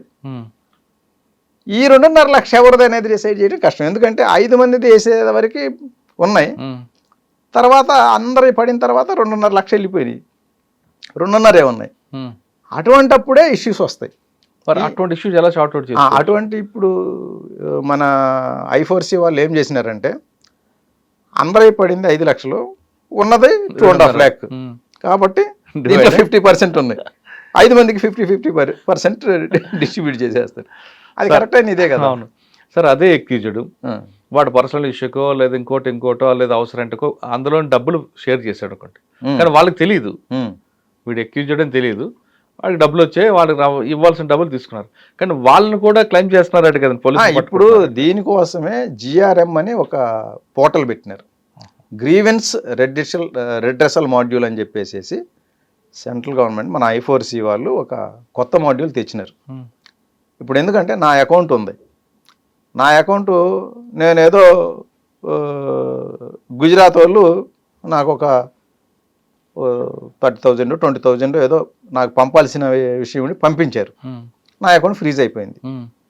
పంపినోడేమో గుజరాత్లో ఉంటాడు, నేనేమో ఇక్కడ హైదరాబాద్లో ఉంటా. నేను గుజరాత్ పోయి 20,000 కోసం నేను అక్కడ పోయి దాన్ని అంతా పర్సూ చేసి చేయాలంటే నాకు 50,000 ఖర్చు అవుతుంది. ప్లస్ నాది శాలరీ అకౌంట్ కనుక అయితే శాలరీలు పడుతుంటాయి, ఫ్రీజ్ అయిపోతుంటాయి, డబ్బులు తీయటానికి రాదు. అందువల్ల ఏం చేశారంటే GRM నా బ్యాంక్ అకౌంట్ ఎక్కడ ఉందో నేను ఆ బ్యాంక్ మేనేజర్ దగ్గరికి పోవాలి, పోయి నాది ఇట్లా ఫ్రీజ్ అయిపోయింది రీజన్స్ చెప్పండి అంటే ఆయన KYC డ్యూ డిలిజెన్స్ చేయాలి. డ్యూ డిలిజెన్స్ అంటే మన యొక్క హౌస్ అడ్రస్ కరెక్టా కాదా, KYC డాక్యుమెంట్స్ కరెక్టా కాదా, మన PAN నంబరు జెన్యునా కాదా, ఇవన్నీ వెరిఫై చేసి, నేను వెరిఫై చేశాను, ఈయన జెన్యున్ కస్టమరు, కానీ ఈయన అకౌంట్ ఫ్రీజ్ అయింది, మీ ఎండ్ నుంచి మీరు వెరిఫై చేసి తగిన యాక్షన్ తీసుకోండి అని చెప్పి ఆ జిఆర్ఎం పోర్టల్లో బ్యాంక్ మేనేజర్ ఒక రిక్వెస్ట్ రైజ్ చేస్తాడు. ఆ రిక్వెస్ట్ ఎవరికి పోద్ది అంటే, ఎక్కడైతే అకౌంట్ ఫ్రీజ్ చేశారో ఆ పోలీస్ స్టేషన్కి పోద్ది. ఆ పోలీస్ స్టేషన్ వాళ్ళకి కూడా ఈ పోర్టల్ చూసుకొని, ఇప్పుడు ఇండియా మొత్తం మీద సెంట్రల్ గవర్నమెంట్ ముఖ్యంగా పరిశీలి చేస్తుంది ఇవే, ఎంఆర్ఎం అండ్ జిఆర్ఎం. ఎంఆర్ఎం అంటే మనీ రెస్టరేషన్ మాడ్యూల్. నా అకౌంట్ ఇప్పుడు నేను ఒక విక్టిమ్ని, చాలా దగ్గరలో ఫ్రీజ్ అయినాయి, 10 అకౌంట్లు ఫ్రీజ్ అయినాయి. కానీ ఆ డబ్బు వెనక్కి తీసుకోవాలంటే ప్రస్తుతం ఫాలో అవుతున్న ప్రొసీజర్ ఏంటంటే, మనం కోర్టుకు పోయి కోర్టులో రిక్వెజిషన్ ఫైల్ చేసి కోర్టు నుంచి ఆర్డర్ తీసుకొని ఆ ఆర్డర్ని మళ్ళీ నోడల్ ఆఫీసర్కి పెడితే ఆ నోడల్ ఆఫీసరు ఆ కన్సర్న్ బ్రాంచ్కి పంపించి అక్కడి నుంచి డబ్బులు రిటర్న్ తెప్పిస్తారు. ఎక్కడ ఎఫ్ఐఆర్ ఉంది అక్కడ. ఇప్పుడు నాకు ఇక్కడ డబ్బులు పోయినాయి, ఇది గుజరాత్లో లేదా మహారాష్ట్రలో ఆగినాయి, అక్కడ డబ్బులు నేను మరి వెనక్కి తెప్పించుకోవాలి అంటే ఇక్కడ కోర్టు ఆర్డర్ ఇవ్వాలి. ఆ కోర్టు ఆర్డర్ తీసుకొని నేను ఆ కోర్టు ఆర్డర్ని బ్యాంక్ ఆఫ్ మహారాష్ట్రలో ఆగినాయి, బ్యాంక్ ఆఫ్ మహారాష్ట్రకి సంబంధించిన నోడల్ ఆఫీసర్ ఉంటాడు, ఆయనకి పంపిస్తే ఆయన దాన్ని కన్సర్న్ బ్రాంచ్, మహారాష్ట్రలో ఏ బ్రాంచ్లో ఉందో అక్కడ పంపుతాడు. ఆ బ్రాంచ్ మేనేజర్ దాన్ని తీసుకొని ఇది కోర్టు ఆర్డర్ ఉంది కాబట్టి మనం ఈ విక్టింగ్కి పంపించాలి అని చెప్పి నా అకౌంట్లోకి వేసేస్తారు. కోర్టు ఆర్డర్ని ఫాలో అవుతూ కోర్టు ఆర్డర్లో ఏ అకౌంట్కి ఏమని ఉంటే ఆ అకౌంట్కి ట్రాన్స్ఫర్ చేస్తారు. కోర్టు ఆర్డర్ విషయంలో అంటే నేను అంటుంది హైదరాబాదే కాదు, కొన్ని డిస్ట్రిక్ట్లో కొన్ని స్టేట్లో పోలీసు అంటే సైబర్ పోలీసులను ఒక గ్రూప్ ఉంటుంది. లీగల్ అడ్వైస్ తీసుకోవాలి కాబట్టి కోర్టుకు వెళ్ళాలి, అడ్వకేట్ కావాలి కాబట్టి ఆ పోలీస్ స్టేషన్లో ఉన్న అడ్వకేట్ దగ్గరికి వెళ్ళండి, ఆయనే తొందరగా పర్సూట్ చేస్తారని ఒక అడ్వకేట్ని ప్రమోట్ చేస్తున్నారు. అది తప్పు. అట్లా అడ్వకేట్ దగ్గరికి వెళ్తేనే ఫాస్ట్ గా వస్తున్నాయి. లేదు నేను నా అడ్వకేట్ దగ్గరికి వెళ్తే అది డిలే అవుతుంది. ఈ అడ్వకేట్ దగ్గరికి వెళ్తే అందరి దగ్గర అడ్వకేట్లు 10% అయితే ఈ 30% ఛార్జ్ చేయడం, ఆ 30% లో 15% సైబర్ పోలీసులకు వెళ్తుంది, 15% నాకు అని, ఇది ఒక బ్లాక్ మెయిలింగ్. ఇది ఎంతవరకు కరెక్ట్ అంటారు? ఇది రాంగ్. ఎందుకంటే ఎవరో కూడా ఇప్పుడు విక్టిమ్కి డబ్బులు ఇప్పించేటప్పుడు 30% డిమాండ్ చేసి అడ్వకేట్ పేరు చెప్పి అనేది చాలా రాంగ్. అడ్వకేట్ ఫీజు తీసుకుంటారు. వాళ్ళకి ఏంటంటే, నాకు తెలిసిన ఒక పోలీస్ స్టేషన్ లో ఇదే ఇష్యూ జరిగితే అడ్వకేట్ ద్వారా అంటే పోలీస్ స్టేషన్ లో ఉన్న అడ్వకేట్ దగ్గర వెళ్తే ఫాస్ట్ గా అవుతుంది, లేదు వేరే దగ్గర వెళ్తే లేట్ అవుతుంది అని ఒక ఆర్గ్యుమెంట్ జరిగింది. సరే అని పోలీసుల ద్వారా చెప్పిన దాన్ని వెళ్తే విత్ ఇన్ 24 hours లో అమౌంట్ క్లియర్ అయిపోయింది, ఒక 1 week తర్వాత. అంటే ఇదొక ఆర్గనైజ్డ్ క్రైమ్ లాగా ఉందండి. యాక్చువల్గా ఇటువంటి ఇష్యూస్ని అవాయిడ్ చేయడానికి మన హైకోర్టు ఒక సర్క్యులర్ పంపించారు అన్ని కోర్టులకి. దాని ప్రకారం ఇటువంటి కేసుల్ని మనం అసలు ఏమీ అవసరం లేకుండానే, ఏది అడ్వకేట్లు అవసరం లేకుండా పిటిషనర్ డైరెక్ట్ ఫైల్ చేస్తే కూడా కోర్టు ఆర్డర్ రిలీజ్ చేస్తున్నారు. ఇప్పుడు అందుకని ఇప్పుడు ఎంఆర్ఎం మాడ్యూల్ ఎట్లా ఉందంటే, ఎంఆర్ఎం మాడ్యూల్లో మనీ రెస్టరేషన్ మాడ్యూల్లో బిలో 50,000 ఉంటే కనుక అసలు కోర్టు ఆర్డర్ అవసరం లేదు.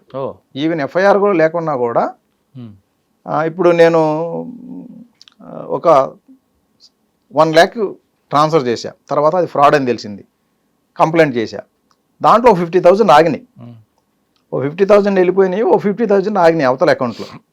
నేను 1930లో కాల్ చేసి కంప్లైంట్ చేశా, నాకు ఒక ఎన్సిఆర్పి పిటిషన్ జనరేట్ అయింది. పిటిషన్ జనరేట్ అయిన తర్వాత నాకు మెసేజ్ వస్తుంది, ఎక్కడైనా సరే డబ్బు లాగితే నాకు మెసేజ్ వస్తుంది. మెసేజ్ వచ్చినప్పుడు ఇది నీది ఇంత అమౌంట్ ఆగింది ఫలానా బ్యాంకులో అని వస్తుంది. తర్వాత ఏ బ్యాంకులో ఆగిందో ఆ బ్యాంక్ మేనేజర్ దాన్ని నోటిఫై చేయాలి. అంటే ఇది నా దగ్గర ఆగింది, this balance is available in this account అని చెప్పి ఒక దాన్ని నోటిఫై చేస్తే కనుక అది ఎంఆర్ఎం పోర్టల్లోకి వస్తుంది. వచ్చిన తర్వాత విక్టిమ్కి ఒక మెసేజ్ వస్తుంది, నీకు ఇంత అమౌంట్ ఈ పలానా బ్యాంకులో ఆగింది, నువ్వు పోర్టల్లో లాగిన్ అయ్యి రిక్వెస్ట్ రైట్ చేయని, రెస్టరేషన్ రిక్వెస్ట్కి ఏంటంటే ఈయన పాన్ కార్డ్ అప్లోడ్ చేయాలి. ఈయన పిటిషన్ ఎన్సిఆర్పి పిటిషన్ నెంబర్ కొడితే అది ఓటీపీ అడుగుతుంది. ఈయన ఫోన్ నెంబర్ ఇస్తే ఆ ఓటీపీ కనుక చెప్తే దాంతో ఆ పోర్టల్ ఓపెన్ అవుతుంది. ఓపెన్ అయిన తర్వాత ఈయన డీటెయిల్స్ ఇచ్చి పాన్ నంబర్ అప్లోడ్ చేయాలి. పాన్ నంబర్ అప్లోడ్ చేసి ఈయనకి ఏ అకౌంట్కి డబ్బులు కావాలి, అంటే కొంతమంది ఏంటంటే 2-3 అకౌంట్ల నుంచి వేస్తారు. ఆ 2-3 అకౌంట్లలో ఒక అకౌంట్ చూజ్ చేసుకోవాలి. లేదు నాకు అసలు ఆ అకౌంట్లు నేను తర్వాత ఫ్రాడ్ అవుతున్నాయని చెప్పి క్లోజ్ చేయించేసాను, కొత్త అకౌంట్ కావాలి. ఆ కొత్త అకౌంట్ నంబర్ మెన్షన్ చేసి మనం ఆ రిక్వెస్ట్ రైజ్ చేసినట్లయితే విక్టిమ్ అది పోలీస్ స్టేషన్కి వెళ్తుంది. పోలీస్ స్టేషన్లో కన్సర్న్ ఐఓ ఈయన దగ్గర ఒక ఇండెమ్నిటీ బాండ్ తీసుకుంటారు. ఏంటంటే ఒకవేళ రాంగ్ క్లెయిమ్ అయినట్లయితే నేను మళ్ళీ ఈ డబ్బులు రిటర్న్ ఇస్తాను అని చెప్పి ఒక ఇండెమ్నిటీ బాండ్ తీసుకొని అది అప్లోడ్ చేసి, అలాగే ఈయన ఒక ఆర్డర్ ఇవ్వాలి. 106 BNSS ప్రకారం ఐఓకి కూడా పవర్ ఉంది. ఈ సీజ్డ్ మెటీరియల్ డబ్బులు ఏదైతే ఉందో అది ఇన్వెస్టిగేషన్కి అవసరం లేదు అనుకున్నప్పుడు ఎవరికైనా కస్టడీకి ఇవ్వచ్చు. అది ఎవరికి సంబంధించింది అయితే వాళ్ళ కస్టడీ. ఇక్కడ ఈ డబ్బులు విక్టిమ్కి సంబంధించినవి కాబట్టి విక్టిమ్కి కస్టడీ ఇస్తున్నట్లుగా మనం ఒక ఆర్డర్ ఇవ్వచ్చు ఐఓ. అట్లా 106 BNSS ప్రకారం ఈయన ఒక ఆర్డర్ సంతకం చేసి అది NCRP MRM పోర్టల్లోనే అప్లోడ్ చేసేసినట్లయితే కనెక్టెడ్ కన్సర్న్ బ్యాంక్కి వెళ్ళి ఆ బ్యాంక్ మేనేజర్ రిఫండ్ చేసేస్తాడు. దీంట్లో ఇక లీగల్ ఇష్యూస్ ఏమీ ఉండవు. ఎందుకంటే ఫస్ట్ బ్యాంక్ మేనేజరే ఈ అమౌంట్ నీది, మా దగ్గర అవైలబుల్ ఉంది బ్యాలెన్సు అని నోటిఫై చేస్తాడు. తర్వాత మన విక్టిము రిక్వెస్ట్ రైజ్ చేస్తాడు. ఐఓ 106 BNS ప్రకారం ఇండెమ్నిటీ బాండ్ తీసుకొని 106 BNSS ఆర్డర్ ఇస్తారు. కాబట్టి దీంట్లో ఇక మళ్ళీ థర్డ్ పార్టీ అవసరం లేదు, కోర్టులు అవసరం లేదు, లాయర్ అవసరం లేదు. అంటే బిలో 50,000 అబోవ్ 50 అయితే కోర్టు ఆర్డర్ ఉండాలి, FIR ఉండాలి. కాబట్టి అప్పుడు అడ్వకేట్ల అవసరం ఉంటుందేమో. అడ్వకేట్ అంటే మనకి కోర్టులో యాక్చువల్గా డైరెక్ట్ విక్టిమ్ ఫైల్ చేసేస్తే, ఇప్పుడు మాకు ఇక్కడ cyber security bureau head-quarter police station ఉంది, దానికి 6th కోర్టు కనెక్టెడ్. 6th కోర్టులో విక్టిమ్ ఫైల్ చేస్తే కోట్ల రూపాయల ఆర్డర్లు ఇచ్చారు వితౌట్ అడ్వకేట్. ఇదే GRM, MRM. MRM లో GRM అంటే గ్రీవెన్స్ రెడ్రెసల్ మాడ్యూల్. గ్రీవెన్స్ రెడ్రెసల్లో మన అకౌంట్లు ఫ్రీజ్ అయినప్పుడు మనం కన్సర్న్ బ్యాంకుకి పోయి, మన అకౌంట్ ఎక్కడుంటే ఆ బ్యాంకుకి పోయి ఇట్లా నాది ఫ్రీజ్ అయ్యింది, ఎందుకు ఫ్రీజ్ అయిందో తెలియదంటే ఆ బ్యాంక్ మేనేజర్ రిక్వెస్ట్ రైజ్ చేస్తాడు. ఎక్కడ ఫ్రీజ్ అయిందో అక్కడ కన్సర్న్ పోలీస్ స్టేషన్కి పోద్ది ఆ రిక్వెస్ట్. ఆ పోలీస్ స్టేషన్ వాళ్ళు చూసుకొని ఆ ట్రాన్సాక్షన్ అమౌంట్ ఎందుకు జరిగింది వెరిఫై చేస్తారు. దానికి విక్టిమ్ ఫస్టే ఎక్స్ప్లెనేషన్ ఇవ్వాలి, ఇదిగో this is the reason for transferring of this amount అని. ఎందుకంటే బ్యాంక్ మేనేజర్ దగ్గరికి వెళ్తే ఎందువల్ల ఫ్రీజ్ అయింది చెప్తాడు, ఫలానా ట్రాన్సాక్షన్ వల్ల అని. ఈ ట్రాన్సాక్షన్ ఎందువల్ల అయింది, ఎక్కడి నుంచి వచ్చింది, రీజన్ ఏంటి అనేది అకౌంట్ హోల్డర్కి తెలుస్తుంది. కాబట్టి మీరు చెప్పినట్లుగా హైదరాబాద్ లో జరిగిందండి నాకు విక్టిమ్. నేను హైదరాబాద్ లో కుక్కటిపల్లి నా బ్రాంచ్, నేను అక్కడికి వెళ్ళాలా లేదా కేరళలో ఉన్న నా బ్రాంచ్కి వెళ్ళాలా? కేరళ వెళ్ళనవసరం లేదు. ఇక్కడ నేను లోకల్ గా బ్రాంచ్కి వెళ్ళి కంప్లైంట్ ఇచ్చి డీటెయిల్స్ ఇస్తే వాళ్ళు ఆ మేనేజర్ అక్కడికి ఫిజికల్ గా వెళ్ళమంటున్నాడు. ఎందుకంటే అవసరం లేదు, ఇప్పుడు అవసరం లేదు. ఇంతకు ముందు అది ఫిజికల్, ఇప్పుడు పోర్టల్ వచ్చిన తర్వాత అందుకనే ఇప్పుడు చాలా అమాయకుల అకౌంట్లు ఫ్రీజ్ అవుతున్నాయి. ఇట్లా బిజినెస్ చేసే వాళ్ళవి అట్లా చాలా మంది అమాయకులు కూడా అవుతున్నాయి. ఈ చైనీస్ ఏంటంటే చాలా తెలివిగా మన వాళ్ళందరికీ ఇరికిచ్చేస్తున్నారు. ఇందులో చాలా మంది అమాయకులు బలవకుండా ఉండటానికి ఈ GRM తెచ్చింది. అందుకే గ్రీవెన్స్ రెడ్రెసల్ మాడ్యూల్లో ఏంటంటే మన బ్రాంచ్కే వెళ్ళాలి. మన బ్రాంచ్కి వెళ్ళి బాబు నా అకౌంట్ మీ బ్రాంచ్లో ఉంది, ఇట్లా ఫ్రీజ్ అయింది, చూసి చెప్పండి అంటే వాళ్ళు చూసి ఇదిగో పలానా ట్రాన్సాక్షన్ వల్ల నీది ఫ్రీజ్ అయిందని చెప్తారు. ఆ ట్రాన్సాక్షన్ ఎందువల్ల అయింది, ఎవరు పంపించారు, ఆ డబ్బులు ఎందుకు పంపించారు అనే రీజన్ బ్యాంక్ మేనేజర్కి చెప్తే ఆయన అది మెన్షన్ చేస్తాడు. అందులో the amount was sent for this purpose అని చెప్పేసి ఈయన డ్యూ డిలిజెన్స్ నేను చేశాను, KYC అంతా వెరిఫై చేశాను, ఈజ్ ఎ జెన్యున్ కస్టమర్ అని చెప్పేసి ఆయన సర్టిఫై చేయాలి. సర్టిఫై చేసి ఆ రిక్వెస్ట్ రైజ్ చేస్తే అది ఎక్కడైతే ఫ్రీజ్ చేశారో ఆ కన్సర్న్ పోలీస్ స్టేషన్కి పోద్ది. కన్సర్న్ పోలీస్ స్టేషన్ IO గారు దాన్ని ఓపెన్ చేసి ఆ రీజన్ ఓకే అనుకుంటే దాన్ని వెంటనే డీఫ్రీజ్ చేయొచ్చు. లేదు ఒకవేళ విక్టిమ్ని వీడియో కాల్లో చూడాలి అనుకొని వీడియో కాల్లో ఎగ్జామిన్ చేయాలనుకుంటే వీడియో కాల్ రిక్వెస్ట్ చేయొచ్చు. లేదా రిజెక్ట్ చేయొచ్చు. అచ్చా. ఇలా కానీ ఫిజికల్గా వెళ్ళే అవసరం లేదు. ఫిజికల్గా వెళ్ళాల్సిన అవసరం లేదు. ఓకే, చాలా క్లారిటీ చెప్పారు. అసలు ఇవేం జరగకుండా ఉండాలంటే ఏం చేయాలి? చాలామంది ఇందాక ఫస్ట్లో చెప్పినట్లుగా చేసిన వాళ్ళందరూ కూడా బిలో ఇంటర్మీడియట్ 10th క్లాస్ కనిపిస్తున్నారు. విక్టిమ్స్ అందరూ కూడా హైలీ ఎడ్యుకేటెడ్ కనిపిస్తున్నారు. రెగ్యులర్గా ఆన్లైన్ ఉంటారు, బాగా చదువుకున్న వాళ్ళు. అసలు ఆ వేరియేషన్ ఎందుకు వస్తుందండి? దీనికి అసలు సైబర్ క్రైమ్కి మెయిన్ 2 ఇష్యూలు. ఒకటి అవేర్నెస్ లేకపోవటం, రెండోది అత్యాశ. ఆశ ఉన్నంత కాలం ఈ సైబర్ ఫ్రాడ్స్ ఆగవు. అవగాహన లేకపోతే కూడా అయ్యే అవకాశాలు ఉంటాయి. ఇప్పుడు క్యూఆర్ కోడ్స్లో అందరికి తెలుసు, అంటే అవగాహన ఉంది, మనం QR code scanning paying purpose చేస్తాము అని. దాని గురించి సెపరేట్గా క్యూఆర్ కోడ్ స్కాన్ చేస్తే నీ డబ్బులు పోతాయి అనే స్ఫూర్తి ఉంటేనే అది చేయరు. రెగ్యులర్గా చేసే పని అయినా కూడా మనం స్కాన్ చేసేటప్పుడు అది స్ఫురణకు రాదు. అదే కనుక ఇట్లా మనం బాబు నువ్వు క్యూఆర్ కోడ్ స్కాన్ చేసామంటే డబ్బులు పోతాయి అంటే కనుక అప్పుడు ఎవరైనా క్యూఆర్ కోడ్ స్కాన్ చేయంటే డబ్బులు పోతాయి నేను చేయనంటారు. ఇది అవగాహన లేకపోవటం. రెండోది నీకు డబ్బులు వస్తాయి అంటే లాటరీలో డబ్బులు వచ్చినాయి అంటారు, లేదు లోన్ ఇస్తామంటారు. మన వాళ్ళకి చాలామందికి ఏంటంటే రిమోట్గా ఎవడైనా లోన్ ఇస్తే మనం కట్టకపోతే ఏం కాదు ఎగ్గొట్టేయచ్చు అనే ఒక బ్యాడ్ ఇంప్రెషన్ ఉంది. ఎక్కడి నుంచో కాల్ చేస్తున్నాడు లోన్ ఇస్తాను అంటున్నాడు, అవసరం లేదు, అవసరం లేదు అంటే లోన్ ఇచ్చేవాడు అంత అమాయకుడు ఉంటాడా? ఏం వెరిఫై చేసుకోకుండా లోన్ ఇచ్చేస్తాడా? లోన్ పేరుతో ఆ ఛార్జీలు కట్టండి ఈ ఛార్జీలు కట్టండి అని చెప్పేసేసి 10 లక్షల లోన్కి 5 లక్షల ఛార్జీలు కట్ చేస్తారు. ఇట్లా ఇంకా అవసరం ఉంటే కనుక ఆ 10 లక్షల లోన్ని ₹1,00,00,000 తీసుకెళ్తారు, పెంచుతూ ఉంటారు. అంటే మీరు ఈ ఛార్జీలన్నీ పే చేసిన తర్వాత మా కంపెనీకి మంచి ఇంప్రెషన్ వచ్చింది మీ మీద, అందుకని మీ 10 lakhs లోన్లు 20 lakhsకి పెంచామంటారు. ఇట్లా చేసి ఇంకా ఎక్కువ బోల్తా కొట్టిస్తారు తప్ప లోన్లు ఏమి ఇవ్వరు. మనకు లోన్లు ఇవ్వడానికి ఇక్కడ లోకల్ బ్యాంక్స్ ఉన్నాయి. మనం జెన్యున్గా ఉంటే, మన రికార్డ్స్ అన్నీ కరెక్ట్గా ఉంటే ప్రైవేట్ ఫైనాన్షియల్ కంపెనీస్ చాలా ఉన్నాయి, ఎన్బిఎఫ్సిస్, వాటి నుంచి తీసుకోవచ్చు. చాలా ప్రైవేట్ కంపెనీలు ఉన్నాయి. కానీ ఎక్కడో ఫోన్ చేస్తే వాడి దగ్గర తీసుకొని ఎగ్గొట్టేద్దామనుకోని కనుక ఒక నెగిటివ్ థాట్తో పోతే అది టోటల్గా మనకి ఫైనాన్షియల్ లాస్ అవుతుంది. రెండోది అవగాహన ఇది ఒకటి. ఇంకొక ఆశ ఏంటంటే ఇప్పుడు ఇన్వెస్ట్మెంట్స్, షేర్లో ఇన్వెస్ట్ చేస్తే మీ ఇప్పుడే లాభాలు వస్తాయని చెప్పేసి చాలామందిని ఫేక్ లింక్స్ షేర్ చేస్తున్నారు. ఫ్రాంక్లిన్ కంపెనీ అంటాడు, ఏదో ఫారిన్ కంపెనీస్లో పెడితే విపరీతమైన లాభాలు అంటారు. అసలు ఇండియాలో వచ్చినంత లాభాలు ఏ ఫారిన్ కంపెనీలు షేర్స్లో రావు. మనకిక్కడ పెరిగినట్లుగా ఫారిన్ కంపెనీలో షేర్లు ఎప్పుడు పెరగవు.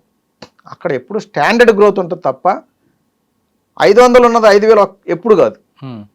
కానీ మన వాళ్ళకి ఏంటి, ఫారిన్ కంపెనీ అనగానే అబ్బో తెగ లాభాలు వచ్చేస్తాయి, అదొక బ్యాడ్ ఇంప్రెషన్ ఉంది అనుకొని నిజమేననుకొని వాళ్ళు చెప్పినట్లుగా వాళ్ళు లింకులు పంపుతున్నారు. ఇది కంపెనీ లింక్, ఇది కంపెనీ వెబ్సైట్ ఓపెన్ చేయండి అని. ఆ లింక్ క్లిక్ చేస్తే ఫ్రాంక్లిన్ కంపెనీనే ఓపెన్ అవుతుంది, కానీ ఫేక్ వెబ్సైట్ ఓపెన్ అవుతుంది. వీళ్ళు దాంట్లోనే డీమ్యాట్ అకౌంట్ ఓపెన్ చేస్తున్నారు, దాంట్లోనే పెట్టుబడులు పెడుతున్నారు. అక్కడ వీళ్ళు ₹1,00,000 పెడితే 2 లక్షలు అయినట్టు చూపిస్తుంది. ఇనీషియల్గా కొంత విత్డ్రా చేసుకొని ఇస్తారు, దాంతో నమ్మకం పెరుగుతుంది. తర్వాత విత్డ్రా చేసుకున్న తర్వాత జబర్దస్తి కంపెనీ మీకు ఇంత అలాట్ చేసేసింది, ₹2 కోట్ల కట్టాల్సిందే అని కూర్చుంటారు. ఐపీఓస్ అలాట్ అయిపోయినాయి మీకు, అవి కట్టిన తర్వాత ఇక్కడ 4 కోట్లు చూపించేస్తుంది. ఈ 4 కోట్లు ఇందులో చూసుకొని వెబ్సైట్లో వీళ్ళు ఓహో నాకు 4 కోట్లు వచ్చేసినాయి, ఎందుకంటే ఫస్ట్ విత్డ్రా చేసుకున్నాడు కాబట్టి ఇది కూడా విత్డ్రా చేసుకోవచ్చు అనే ఉద్దేశంతో 4 కోట్లు వచ్చినాయని ఆనందపడతారు. ఆ తర్వాత దీనికి ట్యాక్స్లు కట్టాలి, అది కట్టాలి, ఇది కట్టాలి, ఇంకొక 2-3 కోట్లు కాజేస్తారు. ఇట్లా ఒక 4-5 కోట్లు పోయిన తర్వాత అప్పుడు అలర్ట్ అవుతారు. అందువల్ల ఇట్లా మనకి ఈ ట్రేడ్ ఇన్వెస్ట్మెంట్ ద్వారా 60% సైబర్ క్రైమ్లో జరుగుతున్న ఫ్రాడ్లో 60% ఈ ట్రేడ్ ఇన్వెస్ట్మెంట్ ఒక్క దాంట్లోనే పోతుంది. ఇవన్నీ కూడా చైనీస్ చేసే ఫ్రాడ్స్. ట్రేడ్ ఇన్వెస్ట్మెంట్ కంప్లీట్గా చైనీసు, మనకి golden triangle, Laos, Myanmar, Cambodia, ఈ ప్రదేశాల్లో ఉండి చేస్తుంటారు. ఒకసారి డబ్బులు వెళ్ళినాయి అంటే ముందు ఫస్ట్ ఒక లేయర్ ఇండియన్ అకౌంట్సే వాడతారు వాళ్ళు. First layer, second layer, third layer నుంచి ఇక అంతా క్రిప్టో, హవాలా రకరకాలుగా బయటికి వెళ్ళిపోతాయి. మనకు దీంట్లో రికవర్ చేయడం చాలా కష్టం. కాబట్టి లాభాలు వస్తాయి ట్రేడ్స్లో అనేది మనం డీమార్ట్ అకౌంట్ తీసుకోవాలా, డీమార్ట్ అకౌంట్ ద్వారా జెన్యున్గా పెట్టుబడులు మన ఇండియన్ కంపెనీస్లో పెట్టాలి. కానీ ఎవడో లింకులు పంపితే ఆ లింక్ ఓపెన్ చేసేసి దాంట్లో డీమార్ట్ అకౌంట్ ఓపెన్ చేసుకొని చేస్తే కనుక బోల్తా పడతాం. సార్ ఫైనల్గా చెప్పండి, ఇంత ఫ్రాడ్ జరుగుతుంది కదా, సెంట్రల్ గవర్నమెంట్ ఒక యాప్ పెట్టడం, దాంట్లో జరగకుండా మోసాలు జరగకుండా చూడడం అన్ని రకాలు చేస్తుంది కదా, అసలు ఈ ఫ్రాడ్లు చేసేవాడి దగ్గరే ఈ సాఫ్ట్వేర్ వెళ్లకుండా ఆ సాఫ్ట్వేర్ మీదే ఒక మానిటరింగ్ చేస్తే ఎలా ఉంటుంది? చేసే అవకాశం ఉందంటారు అసలు ఏమన్నా? సాఫ్ట్వేర్ అంటే ఇప్పుడు ఒక లింక్ పంపిస్తున్నాను, ఆ లింక్ ఫ్రాడ్ అనే విషయం నాకు తెలుసు, మీకు తెలుసు, వాడికి తెలుసు, కానీ బయటోడికి తెలియదు. అసలు సాఫ్ట్వేర్ కంపెనీ వాడే ఇటువంటి చేసే వాళ్ళ మీద ఒక మానిటరింగ్ చేస్తే అంటే ఇప్పుడు సాఫ్ట్వేర్ కంపెనీ ఈ సాఫ్ట్వేరు నా ఫోన్లో ఉండాలి అంటే నేను డౌన్లోడ్ చేసుకోవాలి. లేదు నాది సామ్సంగ్ ఫోను, శాంసంగ్ ఫోను వాడు ఈ డివైస్లో ఇన్స్టాల్ చేయాలి. ఆ ఇన్స్టాల్ చేస్తే కనుక చాలా లీగల్ ఇష్యూస్ వస్తాయి. నాకు ప్రైవసీ ఉండదు ముందు. ఎందుకంటే నా కాల్స్ మానిటర్ చేయాలా, నా మెసేజెస్ మానిటర్ చేయాలా, ఇవన్నీ మానిటర్ చేస్తేనే అవుద్ది. ఓకే, అలా కాకుండా ప్రతి ఫోన్లో డివైస్లో ఇది ఫ్రాడా లేదా అనేది మనం చేస్తున్నప్పుడే ముందు ఒక అలర్ట్ మెసేజ్ వచ్చే విధంగా చేసుకుంటాం. అవి చాలా వరకు ఇప్పుడు వచ్చే మోడర్న్ ఫోన్స్ అన్నిటిలో కూడా కాల్స్ ఎక్కువ మంది దీన్ని న్యూసెన్స్ కాల్ అని చెప్పారు. ఆ న్యూసెన్స్ కాల్స్ని కట్ చేసేస్తాయి. లేదు స్పామ్ కాల్ అని వచ్చింది. స్పామ్ కాల్ ని అది అలో చేయకుండా అదే కట్ చేసి చూపిస్తుంది మనకి, ఇస్తుంది. అదే విధంగా మెసేజ్లు కూడా పెడితే మెసేజ్లు కూడా బ్లాక్ చేసి ఇప్పుడు ఇటువంటి ఫోన్ల నుంచి వస్తే కనుక బ్లాక్ చేసేస్తాయి అవి. మోడర్న్ ఫోన్లలో ఉందా ఇది మనకి? అంటే ఇవి ఏంటంటే ట్రూ కాలరు అదర్ దీని ద్వారా వచ్చే రిపోర్ట్స్ని బట్టి దాని బేసిస్గా వస్తాయి. ఇప్పుడు నేను ఒక కొత్త ఫోన్ తీసుకున్నా, మీకే కాల్ చేశా, ఇది ఎక్కడ రిజిస్టర్ కాలేదు ఇంతవరకు, కొత్త ఫోను. ఆ నంబర్ కాల్ చేస్తే వస్తుంది, మెసేజ్లు పంపిస్తే వస్తాయి. దాన్ని ఏం చేస్తారు మరి? అట్లా ఇప్పుడు ఒకసారి డేటా వచ్చింది, ఒక ఫోన్ నంబర్ మీద డేటా తయారైంది ఫ్రాడ్ అని, అటువంటి వాటిని బ్లాక్ చేయొచ్చు. బ్లాక్ చేస్తుంది. కొత్త నంబర్లకి బ్లాక్ చేయలేదు. కొన్ని ఉంటాయి, ప్రతి దాంట్లో కూడా కొన్ని లూప్ హోల్స్ ఉంటాయి, మనం అవాయిడ్ చేయలేం. మనం ఒక ప్లాన్ వేస్తే క్రిమినల్ ఇంకో ప్లాన్ వేస్తాడు. కాబట్టి దీని అంతటికీ ఏంటంటే ప్రజలంతా అలర్ట్గా ఉండాలి. ఇప్పుడు మనం సొసైటీలో ఉంటున్నాం, మా వీధిలో 4 సార్లు చైన్ స్నాచింగ్ జరిగినాయి, అయినా కూడా నేను చైన్ వేసుకొని ధైర్యంగా పోతానంటే నీకు అవుతుంది కదా, ఒకరోజు నీకు కూడా అవుతుంది. కాబట్టి సమాజంలో ఉన్నప్పుడు మనం సమాజంలో చుట్టుపక్కల ఏం జరుగుతుంది, ఇంటర్నెట్లో ఏం జరుగుతుంది, ఇప్పుడు అందరూ డిజిటల్ ఏజ్లోనే ఉన్నారు. ఇప్పుడు బయట జరిగేదానికంటే కూడా ఇంటర్నెట్లో ఏం జరుగుతుందో కనుక్కోవటమే ఇంపార్టెంట్. అటువంటప్పుడు మనం ఫోన్ వాడకుండా ఉంటే ఓకే. ఫోన్ లేనో ఇల్లు ఏదన్నా ఉందా, ఫోన్ లేని పర్సన్ ఎవరైనా ఉన్నారా? డబ్బులు బాగొట్టుకునే వాళ్ళంతా ఫోన్ల ద్వారా పోగొట్టుకుంటుంది. అట్లాంటప్పుడు ఫోన్ని ఇంత విరివిగా వాడేటప్పుడు ఫోన్స్ ద్వారా ఏం ఫ్రాడ్స్ జరుగుతున్నాయి, ఈ ఫ్రాడ్స్ మనం అవాయిడ్ చేయాలంటే మనం ఏం చేయాలి, జాగ్రత్తలు ఏం తీసుకోవాలి, ఇది మినిమం తెలుసుకోవాలి కదా. తెలుసుకోవాల్సిన బాధ్యత ప్రతి వాళ్ళకి ఉంది, లేకపోతే విక్టిమైజ్ అయిన తర్వాత వస్తున్నారు. అంటే దీనికి డిజిటల్ అవగాహన లేకపోవడం, డిజిటల్ లిటరసీ లేకపోవడమే ప్రధాన కారణం అంటుంటారు, నిజమా? మెయిన్ కారణం అది. రెండోది గ్రీడీనెస్ ఉన్నా కూడా ఇటువంటి వాటిల్లో మనం గ్రీడీగా పోతే విక్టిమైజ్ అవుతాము అన్న అవగాహన ఉంటే అలర్ట్ అవుతారు. అమ్మ ఇది ట్రేడ్ ఇన్వెస్ట్మెంట్ అంటున్నాడు, ఇది ఫ్రాడ్లే అని చెప్పి డిస్కార్డ్ చేస్తారు. అవగాహన లేకపోవడం వల్ల తెలుసుకోవట్లా. ఇప్పుడు ఒకసారి cyber security bureau website open చేస్తే అందులో అన్ని రకాల ఫ్రాడ్ల గురించి వివరించారు. అలాగే సైబర్ క్రైమ్ సిసిపిఎస్ హైదరాబాద్ కానీ, సైబరాబాద్ కానీ, రాచకొండ కానీ వాళ్ళ వెబ్సైట్లో ఉన్నాయి. సెంట్రల్ గవర్నమెంట్ కూడా మన ఎన్సిఆర్పిలో తర్వాత వివిధ వెబ్సైట్లలో కూడా ఈ సైబర్ ఫ్రాడ్ ఇన్ఫర్మేషన్ ఉంది. కానీ ఎవరు దాని జోలికి వెళ్ళరు. వాళ్ళు విక్టిమైజ్ అయ్యే వరకు ఏమి చెక్ చేయరు. కాబట్టి ఎందుకంటే మనం ఎంత ఎక్కువగా ఇంటర్నెట్ ప్లస్ ఈ ఎలక్ట్రానిక్ గ్యాడ్జెట్స్ వాడేటప్పుడు ఖచ్చితంగా వీటిలో జరిగే ఫ్రాడ్స్ మీద అవగాహన ఉండి తీరా, లేకపోతే ఏదో ఒక రోజు విక్టిమైజ్ అవుతాం. సైబర్ క్రిమినల్స్ బారిన మనం పడకుండా ఉండాలంటే రెండు అంటున్నారు. ఒకటి అవగాహన, రెండు అమాయకత్వం లేకుండా ఉండాలంటున్నారు. అత్యాస ఉన్న, అమాయకత్వం ఉన్న అది క్రిమినల్స్ బారిట వరంగా మారింది. దాంతో అడ్డగా పెట్టుకుని మనల్ని దోచుకుంటున్నారని కేవీఎం ప్రసాద్ గారు చెప్తున్నారు. సైబర్ క్రైమ్ అలర్ట్ మీద ఈరోజు ఏసీపీ కేవీఎం ప్రసాద్ గారు ఎక్స్క్లూజివ్ ఇంటర్వ్యూ. వచ్చే వారం మరో షోలో మళ్ళీ కలుద్దాం. అంతవరకు నమస్తే. థ్యాంక్ యూ అండి. Thank you very much.